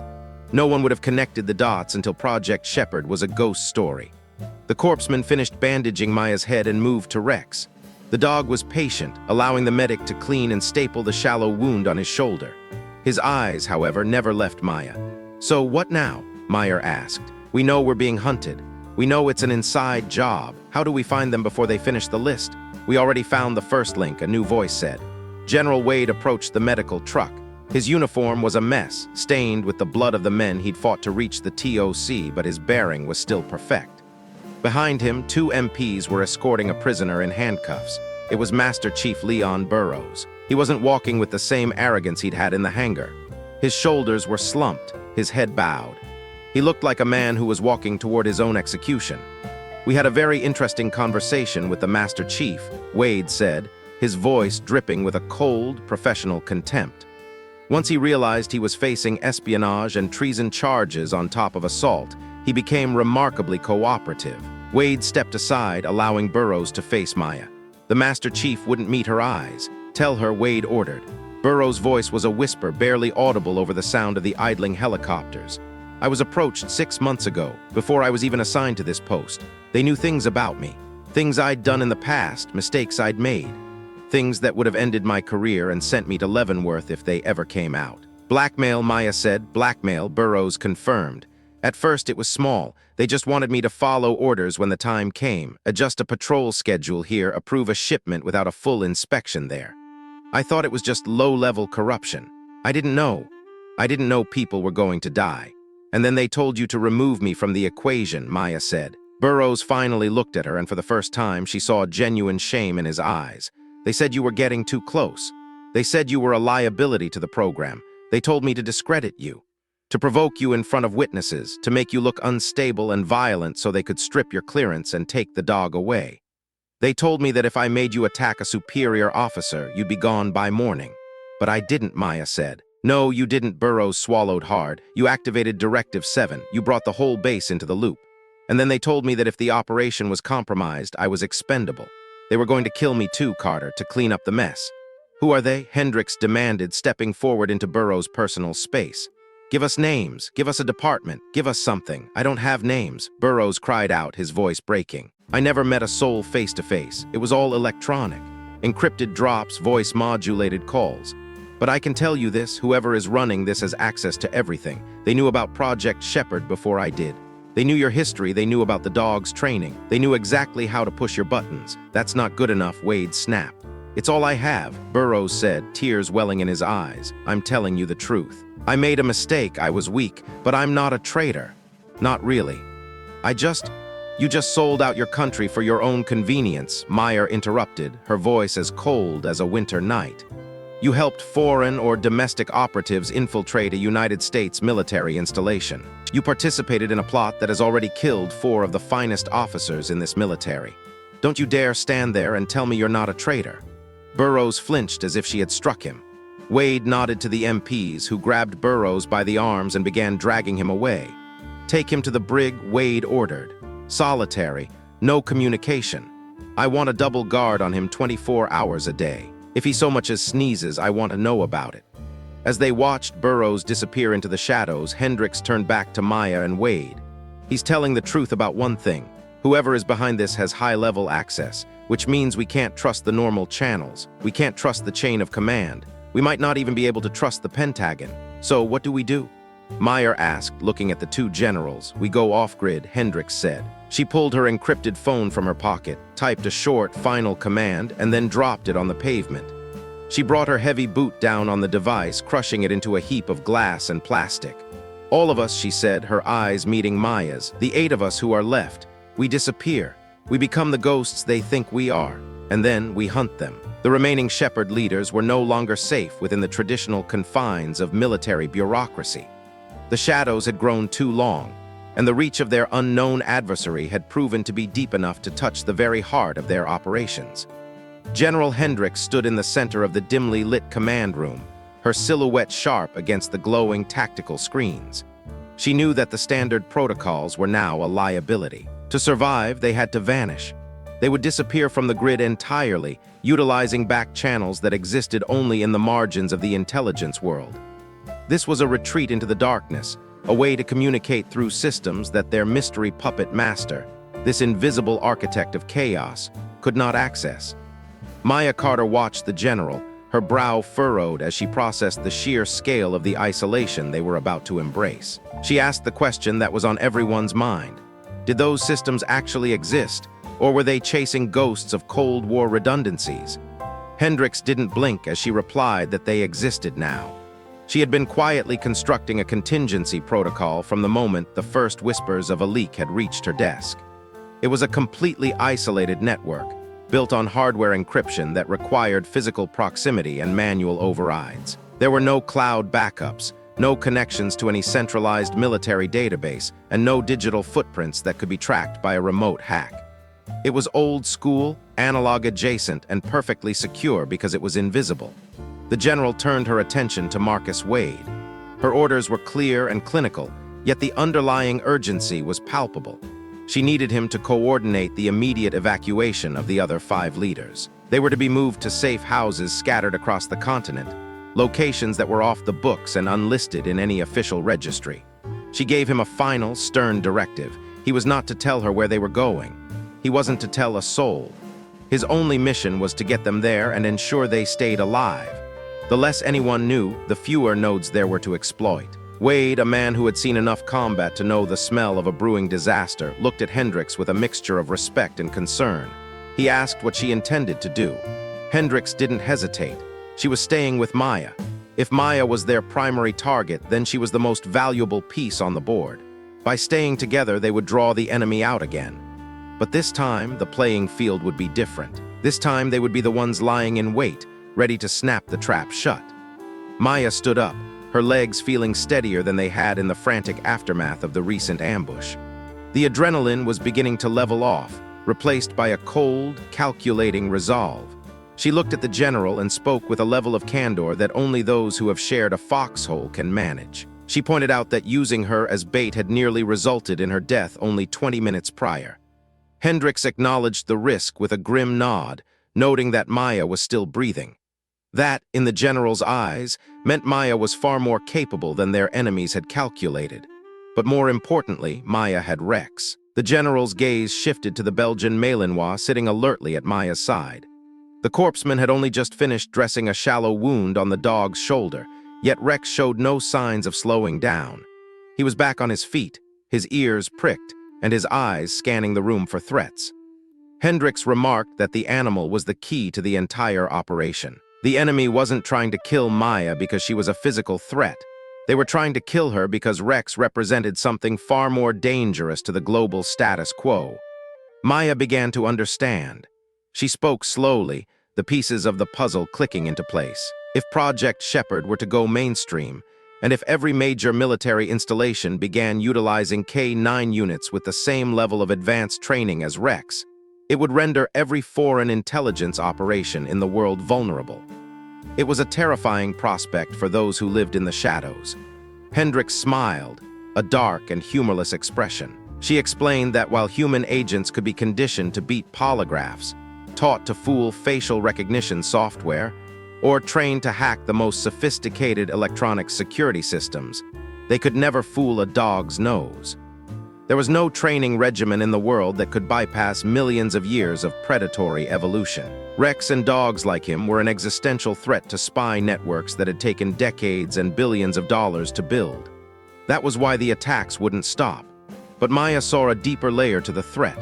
If the enemy had access to their personnel files, they didn't just know about her. They knew everything about Rex. They knew his specific capabilities, his lineage, and his psychological profile. She wondered aloud if they would try to capture him rather than kill him. Killing Maya would delay Project Shepard, but if they could prove that the dogs were unreliable, they could kill the program forever.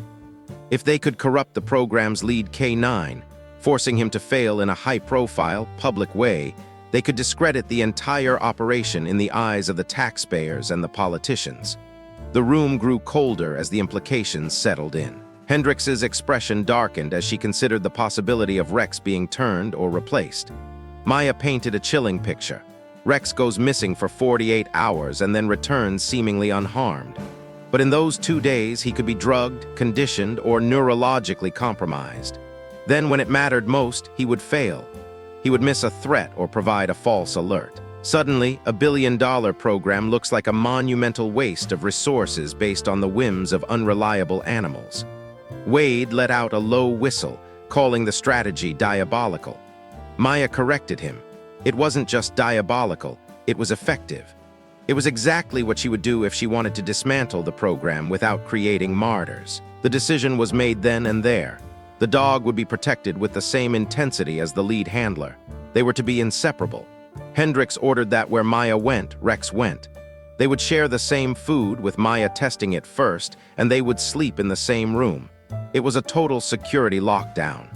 The silence of the command center was shattered by a crackle on Wade's handset. He listened intently, his face draining of color as the report came through. When he finally signed off, he looked at Maya and Hendrix with a look of pure dread. The 37 prisoners they had captured during the earlier skirmish were refusing to cooperate. They weren't asking for legal representation or trying to negotiate for reduced sentences. They were simply sitting in their cells, silent and expectant, as if they were waiting for a signal. The answer arrived a minute later. In a horrifying, synchronized event, every single prisoner in the holding facility began to convulse.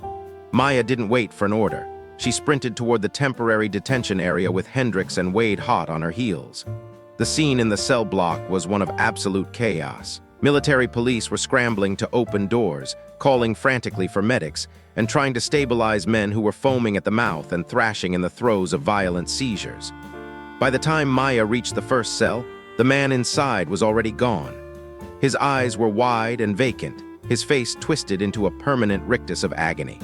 The base medical officer moved from cell to cell, his movements efficient but futile. He checked for pulses he knew wouldn't be there. It was a fast-acting poison, he concluded. It had likely been embedded in a false tooth or a subdermal capsule, triggered either by a remote signal or a preset timer. It was a clean sweep. 37 prisoners had been transformed into 37 corpses in less than 90 seconds.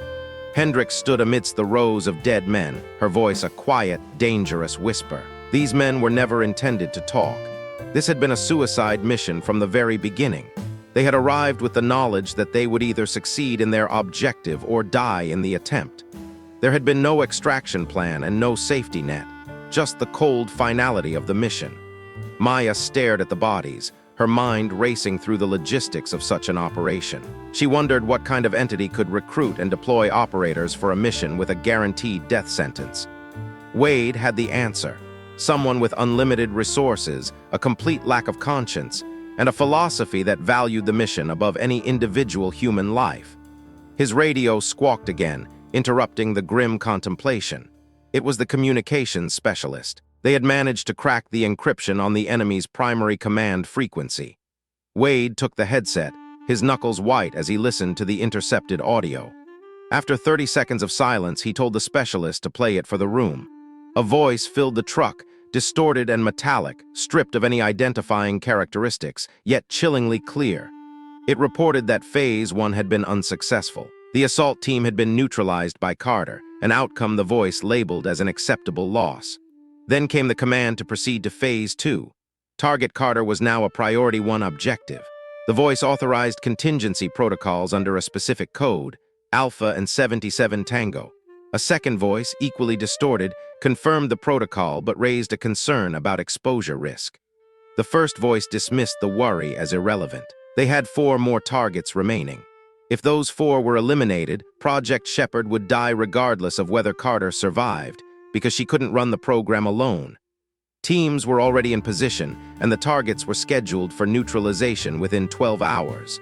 The transmission cut to static. Maya's heart hammered against her ribs as she looked at Hendricks. They were going after the other leaders, Kowalski, Rivers, Shaw, and Morrison. Hendricks reacted instantly, barking at Wade to get on the secure line and warn the others to move. She pulled up a tactical map on her tablet, her fingers flying across the screen. If the enemy teams were already in position, they didn't have hours, they had minutes. Wade was already dialing, but the frustration on his face told the story before he spoke. He tried one line after another, his expression growing more frantic. Neither Kowalski nor Rivers was answering. He reported that the lines weren't just busy or disconnected, they were dead. It was as if the physical cables had been severed. Maya felt a surge of ice in her veins. This wasn't just a failure of technology, it was a targeted blackout. Hendricks confirmed the realization. The enemy was jamming communications on a local level, which meant they were already on site at all 4 locations. The radio in the truck came alive again, a cacophony of overlapping reports from across the country. The news was catastrophic. Naval Station Norfolk reported shots fired at Admiral Kowalski's residence with multiple casualties and no contact with the Admiral. Fort Bragg reported a breach at Colonel Rivers' quarters with fire teams engaged in a desperate firefight. Walter Reed Medical Center was in total lockdown following an active shooter report at Dr. Shaw's office. Finally, the USS Reagan reported a man overboard. Captain Morrison had disappeared, and though search and rescue teams were deployed, the sea conditions made recovery unlikely. The communications truck fell into a heavy, suffocating silence, broken only by the hiss of static. 4 high-value targets had been hit simultaneously. The precision was terrifying. Hendricks closed her eyes for a brief moment, her composure wavering just enough for Maya to see the grief. When she opened them, they were wet, but her voice remained steady. An hour ago, there had been 8 of them left to lead the project. Now there were only 4. Hendricks, Wade, Chen, and Maya. The enemy was pruning the leadership tree faster than they could react. By morning, Project Shepherd would be reduced to 3 people and a dog. Maya looked at the general and then at Wade.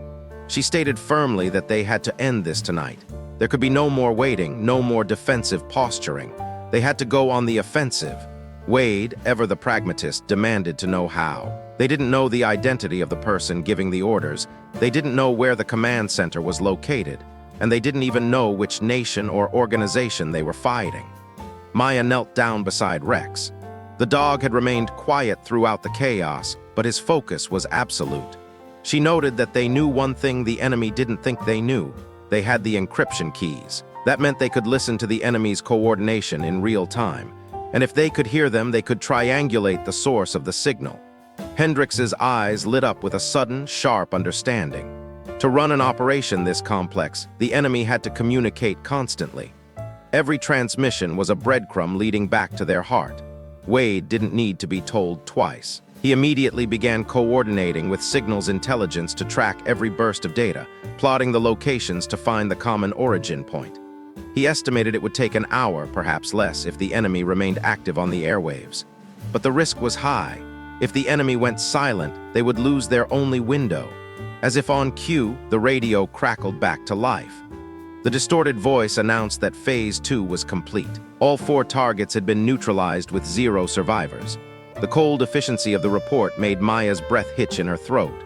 The voice then moved to Phase 3. The Shepherd termination protocol was active, with a time to target of 6 hours. Hendricks whispered a question to the empty air. 6 hours until what? The answer came from a different voice on the channel, someone younger, whose tone carried a sickening edge of excitement. He revealed that in 6 hours they would hit the main facility, the Kennel Master Site in Montana, where every Project Shepherd dog was bred and trained. The voice laughed, explaining that to truly kill a program, you had to destroy the foundation. They intended to burn the facility to the ground, every dog, every handler, every piece of research.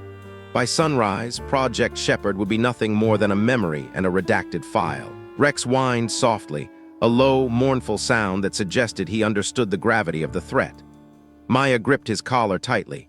She asked where the facility was, though she already suspected the answer. Hendricks confirmed it, a remote, secure site in the Montana wilderness. It was isolated and defended by only 12 personnel, including the staff, and it housed 47 dogs in various stages of training. If a professional strike team hit that location, the skeleton crew wouldn't stand a chance. Wade's first instinct was to evacuate. He wanted to move the dogs and scatter them to different locations. But Hendricks pointed out the impossibility of the task. They had 6 hours. You couldn't move 47 highly trained, temperamental military dogs across that distance without specialized equipment and transport they simply didn't have. Furthermore, the moment they tried to move, the enemy would see the activity and adjust their plan. They would be caught in the open, even more vulnerable than they were now. Maya stood up, her jaw set. She declared that they wouldn't evacuate. They would defend the facility. Wade protested, calling it suicide. 12 people against an army was an impossible equation, but Maya corrected him. It wasn't just 12 people. It was 12 people and 47 Project Shepherd dogs. She reminded him that these weren't ordinary animals. They were trained to detect, to protect, and to fight. Rex had already proven what one dog could do against an elite squad. Now, the enemy was about to find out what happened when they faced an entire pack, coordinated and led by the people who knew them best. Hendricks and Wade exchanged a long, silent look. The gamble was enormous, but it was the only move they had left. Hendricks nodded. They would need transport, and they would need it immediately. Wade promised a helicopter in 20 minutes, though it would only be able to carry a small team. Meyer insisted they didn't need an army. They needed people who understood the project, and they needed to get there before the clock ran out. The flight to Montana was a 4-hour blur of roaring engines and tense silence. The landscape below shifted from the lights of civilization to the dark, jagged peaks of the wilderness. When the helicopter finally touched down, the skids had barely settled before Maya was out the door, Rex at her side. They ran toward the main kennel building, where they were met by Master Sergeant Diane Foster. Foster was a grizzled veteran with a face that looked like it had been carved from the very mountains surrounding them. She had received the warning 30 minutes prior and had been trying to prepare, but she was honest about their limitations. They were trainers and handlers, not a front-line combat unit. Hendricks, stepping off the helicopter, told her that tonight they were both. While Wade stayed with the pilot to coordinate whatever air support might be available, Hendricks and Maya followed Foster inside. The facility housed 12 people, including veterinary and administrative staff. That left only 7 handlers with actual combat experience. And then there were the dogs, 47 of them. The youngest were only 8 weeks old, while the oldest was a male named Titan, Rex's littermate who had retired from field deployment. Maya's heart skipped a beat at the mention of Titan. She hadn't known Rex had a brother still at the facility. Foster led them to a large kennel in the back of the building. Inside sat a dog that was almost a perfect mirror of Rex.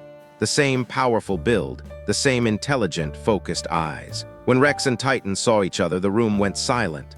The 2 dogs stared for a long, profound moment.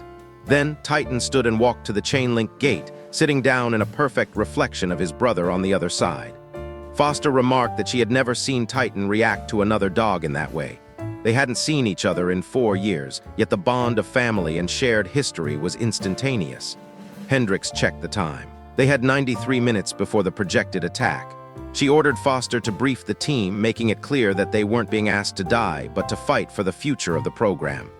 Foster was silent for a moment, weighing the lives of her people against the mission. Then, with a sharp nod, she committed. They would stand their ground. The following hour was a whirlwind of activity. Meyer and the handlers moved through the facility, releasing the dogs but keeping them under strict control. The puppies and the older, injured dogs were moved to a reinforced storage building with a single guard. That left 32 combat-capable animals. Maya stood before them in the quiet of the kennel, Rex on one side and Titan on the other. She spoke to the dogs, her voice calm and steady. She told them that she knew they didn't know her, but they knew their purpose. They knew why they had been trained. Tonight, someone was coming to do them harm, and they were going to stop them together. The dogs watched her with an intensity that was almost unnerving, reading her body language and taking their cues from Rex and Titan. Foster arrived with a tactical update. They had established defensive positions at all primary entry points, laid tripwires on the access roads, and activated motion sensors along the perimeter. They would have a warning, but it would be brief. Perhaps 5 minutes if the enemy arrived by vehicle, and even less if they came on foot. Maya turned to Hendricks, raising a final concern. If the line didn't hold, they needed a contingency for the non-combatants. She didn't want the blood of the puppies on her hands. There was a supply truck outside that could serve as an emergency transport. It wasn't perfect, but it would get the young and the old away from the fire zone. Maya suggested that their most experienced driver take the truck and move the non-combat dogs as far as possible the moment the shooting started. It was a hard choice, but one that allowed them to focus entirely on the defense. As the final minutes ticked away, a heavy silence settled over the Montana woods. The handlers were in position, their weapons checked and double-checked. Beside them, the dogs sat like statues of fur and muscle, their noses twitching as they sampled the cold night air. Maya felt the weight of the moment, the culmination of years of work, of bonds forged in training and tempered in the field. They were no longer just a military program, they were a pack, and the pack was ready to hunt. The darkness beyond the facility's perimeter seemed to press in, thick and expectant. Maya crouched low behind a concrete barrier near the main gate, her hand resting lightly on Rex's neck. She could feel the steady thrum of his heart, a rhythmic pulse of pure readiness. Beside her, Titan was equally still, a silent sentinel mirroring his brother's intensity. The night was so quiet that she could hear the wind whispering through the pines and the faint, rhythmic ticking of a cooling engine from the helicopter parked a few hundred yards away. In her earpiece, Foster's voice came through as a low, raspy tether to reality. The motion sensors on the North Ridge had been tripped. Multiple targets, moving with tactical precision. They weren't using vehicles yet, which meant they were approaching on foot to minimize their acoustic signature. They were professionals, likely using high-end night vision gear and silenced weaponry. Maya signaled to the handlers positioned along the eastern and western flanks. Every person in the facility was now a ghost, holding their breath, waiting for the first sign of a breach. Suddenly, the night air was sliced by a high-pitched, staccato series of barks from the perimeter. It wasn't a random alarm. It was the specific alert of a shepherd dog that had caught a scent. Within seconds, the silence was replaced by a low, rolling growl that seemed to vibrate through the ground itself. The pack was communicating. They were tracking the movement of the intruders through the brush, their superior senses cutting through the darkness in a way no human technology could replicate. A flare hissed into the sky, launched by Wade from the command post. For a few brilliant seconds, the forest was bathed in a harsh, flickering crimson light. In that brief window, Maya saw them, shadowy figures clad in matte black tactical gear, moving between the trees like predatory wraiths. They were already through the first line of sensors. The attack was no longer a theoretical threat. It was a physical reality. The first volley of gunfire was muffled, the dull thud-thud-thud of suppressed rifles. Dirt kicked up near Maya's position, and she pulled Rex closer into the shadows of the barrier. She didn't return fire immediately. They needed the enemy to commit, to draw closer to the kill zone they had prepared between the outer fence and the main building. Wait, she told herself, the word a silent mantra. Wait until they think they have the advantage. One of the intruders made a dash for the gatehouse, his movements fast and fluid. Before Maya could even raise her weapon, a streak of gray and tan launched itself from the darkness of a nearby trench. It was one of the younger shepherd dogs, a female named Juno. She didn't bark, she simply struck. The man went down with a strangled cry as Juno's jaws clamped onto his lead arm, her weight and momentum tearing him off balance. The spell of the silent approach was broken. The intruders opened up with full auto fire, the muzzle flashes illuminating the trees like strobes. Maya rose from her crouch and signaled the handlers. Now, the defensive line erupted. The handlers, coordinated through their headsets, began a systematic suppression of the forest edge, but the real force was the dogs. On Maya's command, the central pack was released. It was a sight that few humans had ever witnessed, 30 combat-ready dogs moving in a coordinated swarm. They didn't just run, they flowed over the terrain, utilizing cover and flanking the attackers with a terrifying, instinctive intelligence. Rex and Titan moved as a pair. They were the spearhead, the veterans who led the charge. Maya followed them, her rifle tight against her shoulder, picking off targets that were too distracted by the fur and teeth to notice the human element of the defense. She saw Titan take a man down near the supply crates, a clean, efficient strike that neutralized the threat in seconds. Rex was a blur of motion at her side, his senses guiding her toward targets she couldn't even see. He would nudge her leg or huff a quick alert, and she would pivot, her rounds finding home in the darkness. But the attackers were numerous and they were well equipped. A flashbang grenade detonated near the western kennels, the blinding light and deafening roar momentarily disorienting both man and beast. Maya felt the world tilt, her ears ringing with a high, piercing whine. She saw a group of 3 attackers moving toward the reinforced building where the puppies were hidden. They were carrying satchel charges. Adrenaline surged, clearing the cobwebs from her mind. She shouted into her comms for support, but the channel was a mess of crosstalk and static. She looked at Rex. He was already looking at her, his eyes clear and focused despite the blast. She pointed toward the building and gave the command to protect. Rex didn't hesitate. He tore across the open courtyard, ignoring the stray bullets whistling through the air. Titan was right behind him, the 2 brothers acting as a single, unstoppable force. Maya followed, her lungs burning as she pushed herself to keep up. She saw one of the attackers raising his rifle to fire at Rex. She squeezed the trigger of her own weapon, the recoil jarring her shoulder as the man fell. The remaining 2 intruders reached the door of the puppy facility. One began to set the charge while the other stood guard. Rex launched himself through the air, a living projectile. He collided with the guard, the impact sending both of them crashing into the dirt. Titan closed the distance to the man with the explosives, his growl a primal roar that cut through the sound of the battle. By the time Maya reached them, the threat to the building had been neutralized. Rex was standing over the unconscious guard, his chest heaving, his fur matted with dust and blood. Titan had the other man pinned against the wall, his teeth inches from the man's throat. The intruder had dropped the satchel charge, his hands raised in a desperate, trembling gesture of surrender. Maya didn't have time to savor the victory. The battle was still raging across the facility. She could hear Foster barking orders from the roof of the main building, and the heavy thump of Wade's larger caliber rifle echoed from the north. The enemy was being squeezed, their superior numbers negated by the environment and the relentless pressure of the pack. She regrouped with a small squad of handlers near the central courtyard. They were tired, some were bleeding, but the resolve in their eyes was unshakable. They had seen what the dogs could do. They had seen the heart of Project Shepherd in action, and it had changed them. They were no longer just defending a facility. They were defending a new way of protecting the world. The fighting lasted for another 20 minutes, a grueling series of small-scale skirmishes as the remaining attackers tried to find a way out of the trap. But there was no escape. The dogs had the perimeter locked down, and the handlers moved with the cold efficiency of people who knew exactly what was at stake. As the first hints of dawn began to gray the eastern horizon, the gunfire finally tapered off into sporadic pops and eventually silence. The Montana woods returned to their natural state, though the air was now thick with the smell of smoke and spent brass. Maya stood in the center of the yard, her rifle lowered. She looked around at the survivors.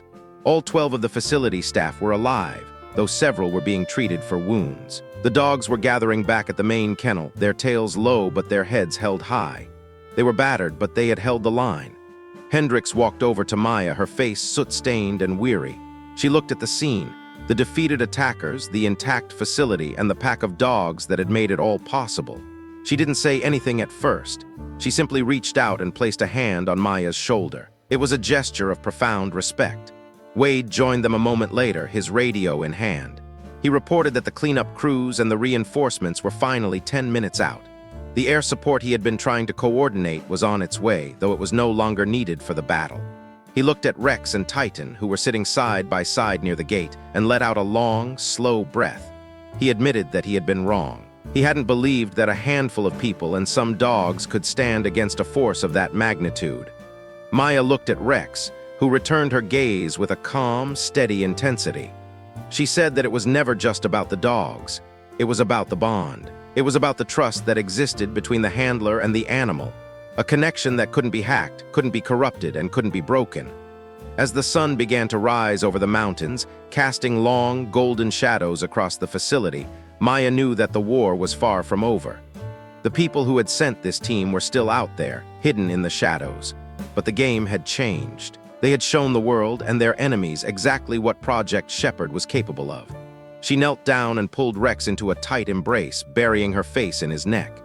He leaned into her, his tail giving a single, slow thump against the ground. They had survived the night and they had protected their own. For now, that was enough.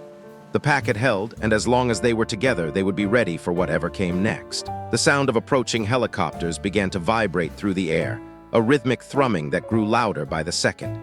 The reinforcements were arriving, but the real heroes were already there, standing quiet and vigilant in the morning light. Maya stood up, her hand finding Rex's collar. She looked toward the horizon, her eyes bright with a new, fierce determination. They had been the prey for too long. Starting today, they were the hunters. The facility was a hive of activity as the sun climbed higher. Medics from the arriving units were moving among the handlers, and a specialized veterinary team was already attending to the dogs. Maya stayed by Rex's side, refusing to let him out of her sight even as a doctor tried to check her own minor scrapes. She watched as Titan was led back to his kennel for a well-deserved rest, the two brothers sharing one final, knowing look before they were separated. General Hendricks was already on a secure satellite link, her voice sharp as she briefed the remaining leadership and the high-level officials who were finally waking up to the reality of the threat. She was no longer just a general. She was the architect of a victory that had seemed impossible only hours before. She was making it clear that Project Shepherd was no longer a pilot program. It was the new standard. Wade approached Maya, handing her a bottle of water. He looked out at the perimeter, where investigators were already beginning the grim task of identifying the fallen attackers. He noted that the equipment they had recovered was top of the line, much of it untraceable. They were dealing with a ghost army, a private military force with the backing of a major power or a very wealthy shadow organization. But they had left behind plenty of evidence this time. Between the captured equipment and the one prisoner Titan had pinned, they finally had a thread to pull. Maya took a long drink of the water, the cold liquid a welcome relief. She said that they needed to find out who authorized the termination protocol. They needed to find the voice on the radio. Wade nodded, his expression grim. He promised that they wouldn't stop until they found the source of the rot. As the morning wore on, the sense of immediate danger began to fade, replaced by a deep, bone-weary exhaustion. Maya found a quiet corner of the kennel office and sat down on the floor, Rex immediately curling up at her feet. She closed her eyes, the sounds of the facility, the barking of the puppies, the muffled voices of the soldiers, the distant hum of engines, fading into a background blur.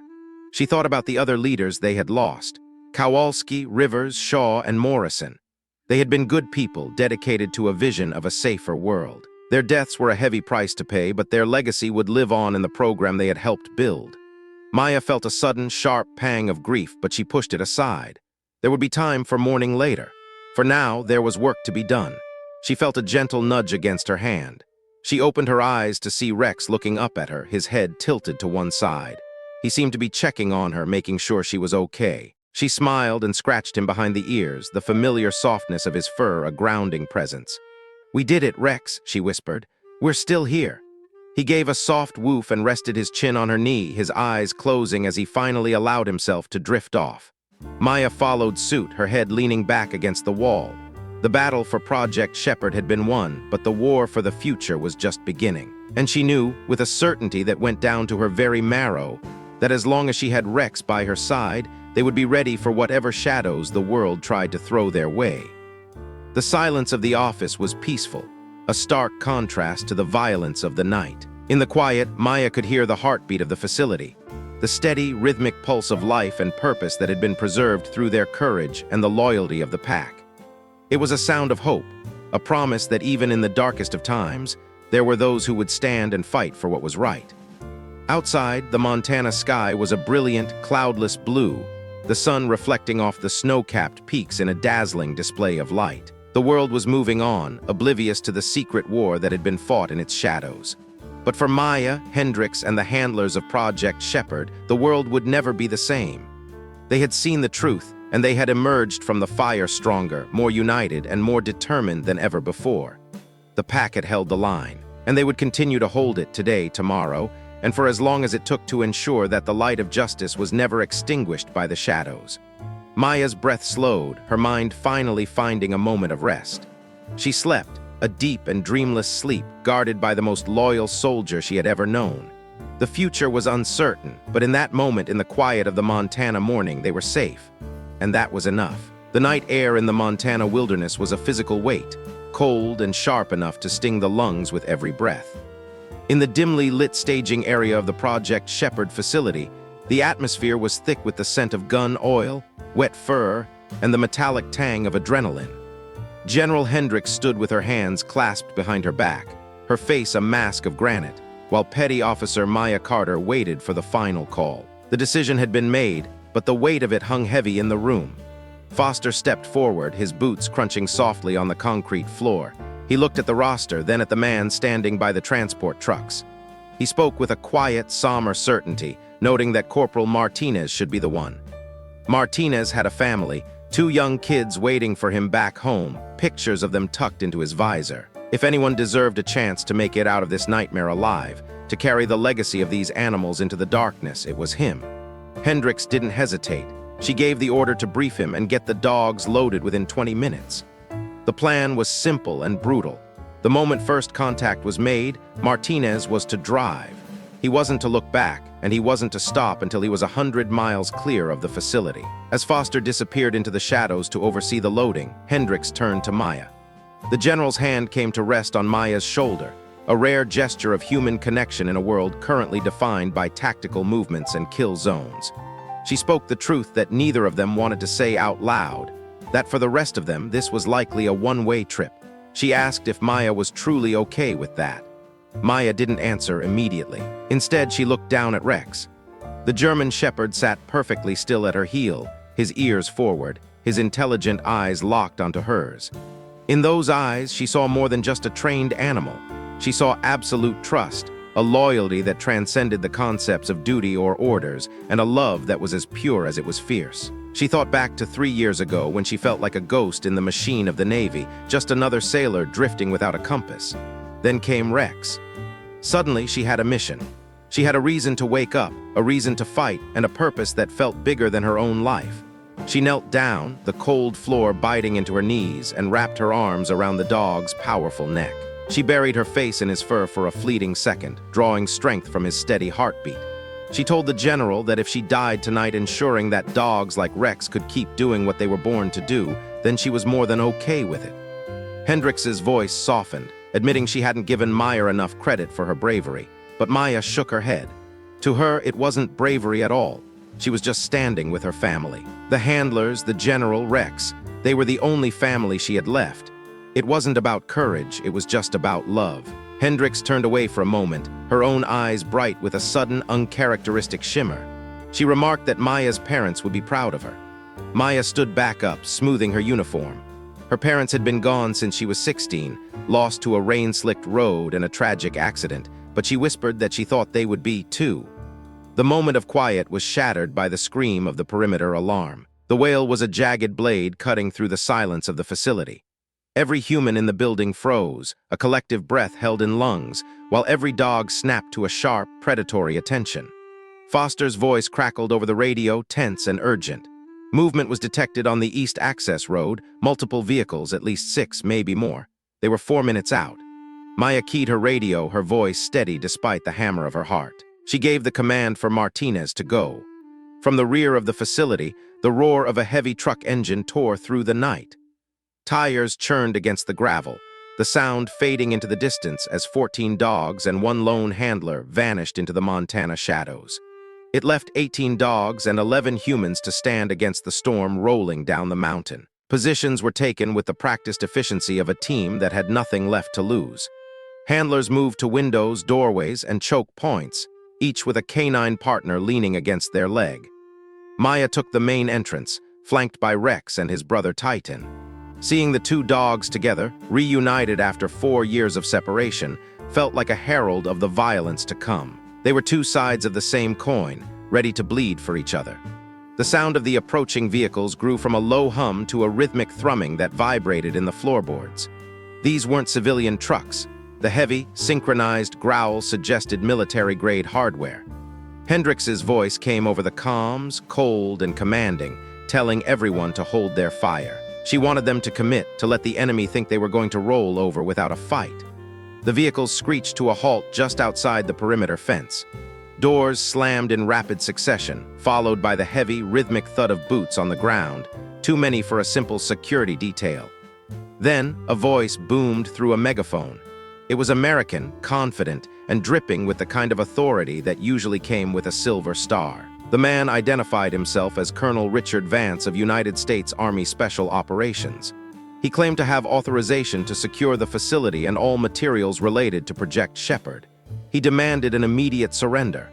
The blood drained from Maya's face. She turned to the general, asking if she heard the name correctly. Hendricks nodded, her jaw tight. Vance was the Special Operations liaison to the Joint Chiefs, a man with clearance that opened almost every door in the Pentagon.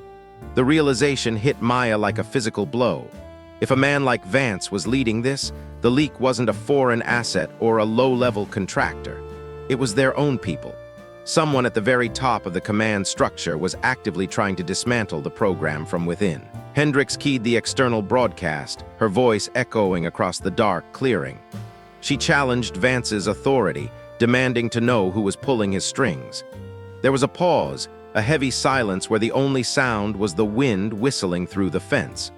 When Vance replied, Maya could practically hear the condescending smirk in his voice. He admitted it was unfortunate that Hendricks was there, as things would have been cleaner without her involvement.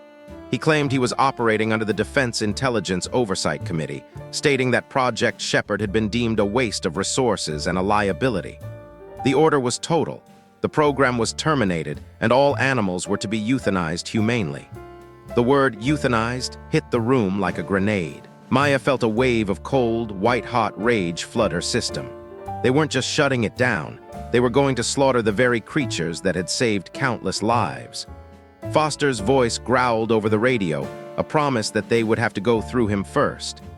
Vance, likely using high-sensitivity microphones, heard him and replied that such an arrangement could be made. He insisted it wasn't personal, merely policy, and offered them one last chance to walk away. Hendricks looked at Maya, a silent question in her eyes. Maya looked at the two dogs. Rex and Titan were vibrating with a controlled, lethal tension, their bodies coiled like springs. She thought of the 4 leaders already assassinated, the handlers who had given everything to these dogs, and the future soldiers who would die in some far-off land because there was no dog there to sniff out an IED or sense an ambush. She looked at the general and told her to tell him no. Hendricks's smile was a terrifying thing, fierce, proud, and predatory. She keyed the radio and told Vance that if he wanted the dogs, he would have to come through every human and animal in the building. She promised him it would be the hardest fight of his life. The silence that followed lasted only seconds. Then Vance's voice returned, the politeness gone, replaced by the flat tone of a man ordering a hit. He declared weapons free for his Bravo team, ordering them to neutralize all resistance and destroy the animals. The world exploded. The sound of high-caliber rounds shattering the windows was deafening.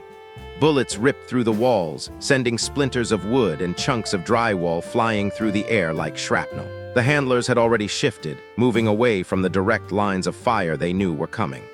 Maya gave the command, "Dogs seek." The 18 dogs didn't bark, they blurred into motion.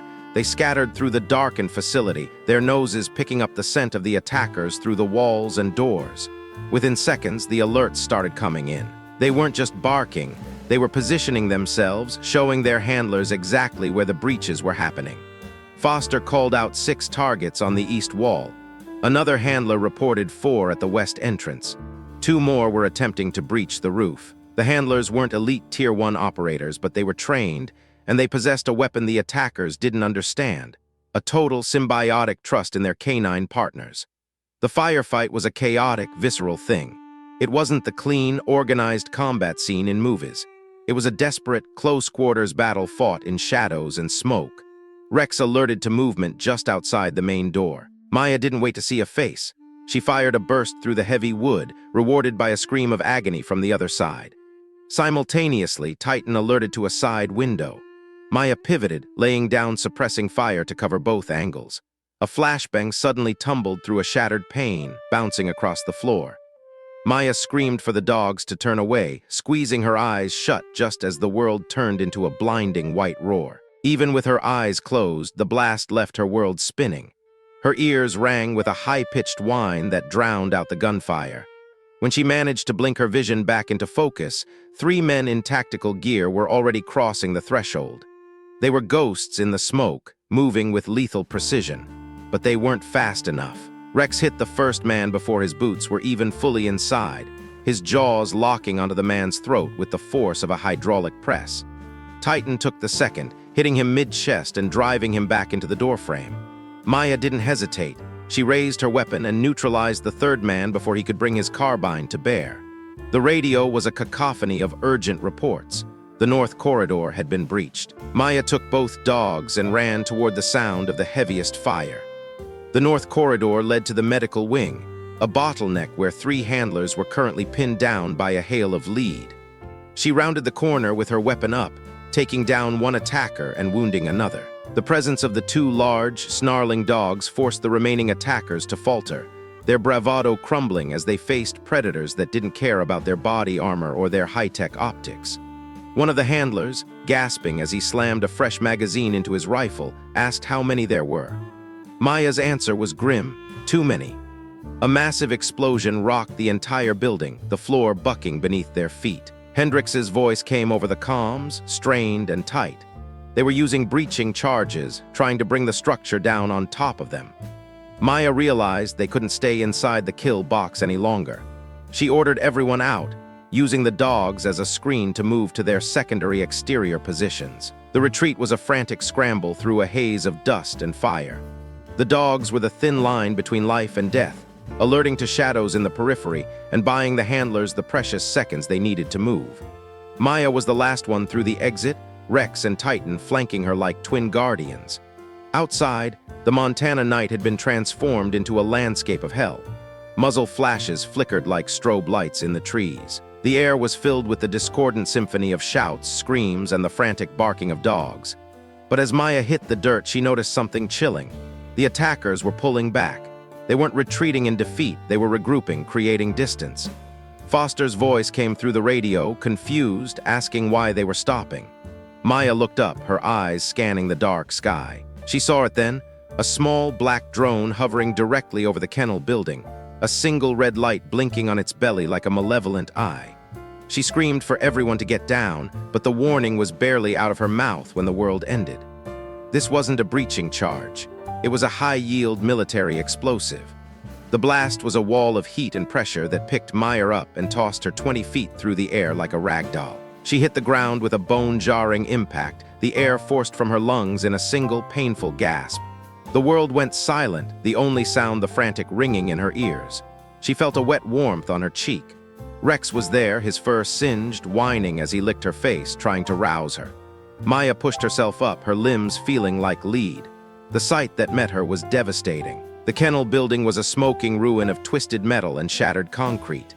8 handlers were down, scattered across the clearing. Some were moving, dragging themselves through the dirt while others lay still. Hendrix was on her feet nearby, blood trickling from a dozen small cuts on her face, her uniform torn, but her eyes were still burning with a defiant fury. The dogs were regrouping, many of them limping, but they were returning to their handlers, nudging the fallen, refusing to leave their side. Maya saw Titan lying next to a handler who wasn't moving, the dog's head resting on the man's chest, a silent vigil in the debris. Then the shooting stopped entirely. A heavy, suffocating silence fell over the clearing. Vance stepped out from behind an armored vehicle, flanked by 6 operators. His uniform was perfect, his boots polished, looking as if he had just stepped out of a briefing room rather than a massacre. He looked at the wreckage and the wounded with a cold, detached indifference. He announced that it was over. He praised the general for fighting well, but insisted that the conclusion was inevitable. He turned to his men and gave the most horrific order Maya had ever heard: finish the wounded and eliminate the remaining animals. Maya struggled to her feet, her legs shaking, her voice a raw rasp as she shouted, "No." Vance turned his gaze toward her, looking at her with a flicker of genuine interest. He acknowledged her as the famous Petty Officer Carter, the catalyst for all his trouble. He told her she should have taken the deal, that she should have walked away while she still had her life.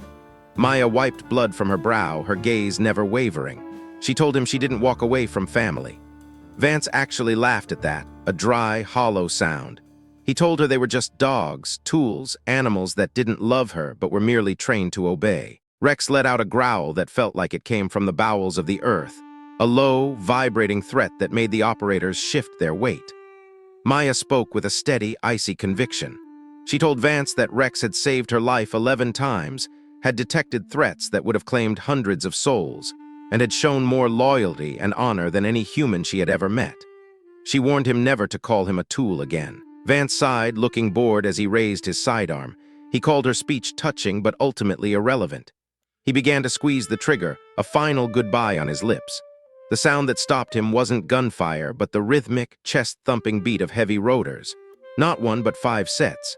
Vance's head snapped up as 5 Blackhawks roared over the tree line, flying low and fast. Massive floodlights snapped on, bathing the clearing in a blinding, artificial noon. These weren't Vance's reinforcements. General Wade's voice boomed over the helicopter's loudspeaker, a voice of absolute authority. He informed Colonel Vance that he was under arrest for treason, conspiracy to commit murder, and violation of direct orders from the Joint Chiefs. He ordered an immediate stand down, threatening to open fire on anyone who remained armed. The color drained from Vance's face, leaving him looking like a ghost. He stammered that the Joint Chiefs had authorized the operation, but Wade cut him off. He revealed the truth. Only one corrupt member of the Oversight Committee had signed off, and that individual was currently in a windowless room being grilled about ties to foreign intelligence. Vance had been a pawn, a triggerman for a conspiracy that was already unraveling. For a long, agonizing moment, Vance stood frozen. His operators, sensing the shift in the wind and realizing they were standing on the wrong side of a treason charge, began to lower their weapons. But Vance's eyes snapped back to Maya. In a fit of desperate, suicidal spite, he brought his weapon back up, snarling that if he was going down, he was taking her with him. He never got the chance. Rex and Titan launched themselves as a single unit. They didn't bark, they were just a blur of fur and teeth. They hit Vance with the force of 2 freight trains, slamming him into the dirt before his finger could move an inch. By the time Maya reached them, Vance was a screaming, broken mess, disarmed and pinned under the weight of the 2 brothers. The helicopters touched down, and the clearing was suddenly flooded with military police and medical teams. The air was a whirlwind of activity as Vance's men were zip-tied and led away. Medics knelt over the fallen handlers, and the tension that had held Maya together for the last several hours finally snapped. She collapsed to her knees, her arms around both Rex and Titan, and wept into their fur. Foster limped over a few minutes later, his forehead split open and bleeding, but he was alive. He looked at the bodies being covered with white sheets. Johnson, Ramirez, Chen, 3 good people, 3 friends.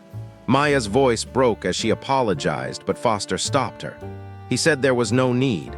They had died protecting something they believed in, and there was a profound honor in that. He looked at the dogs who were sitting in a silent circle around their fallen partners, mourning in a way that only those who have shared a bond like that can understand.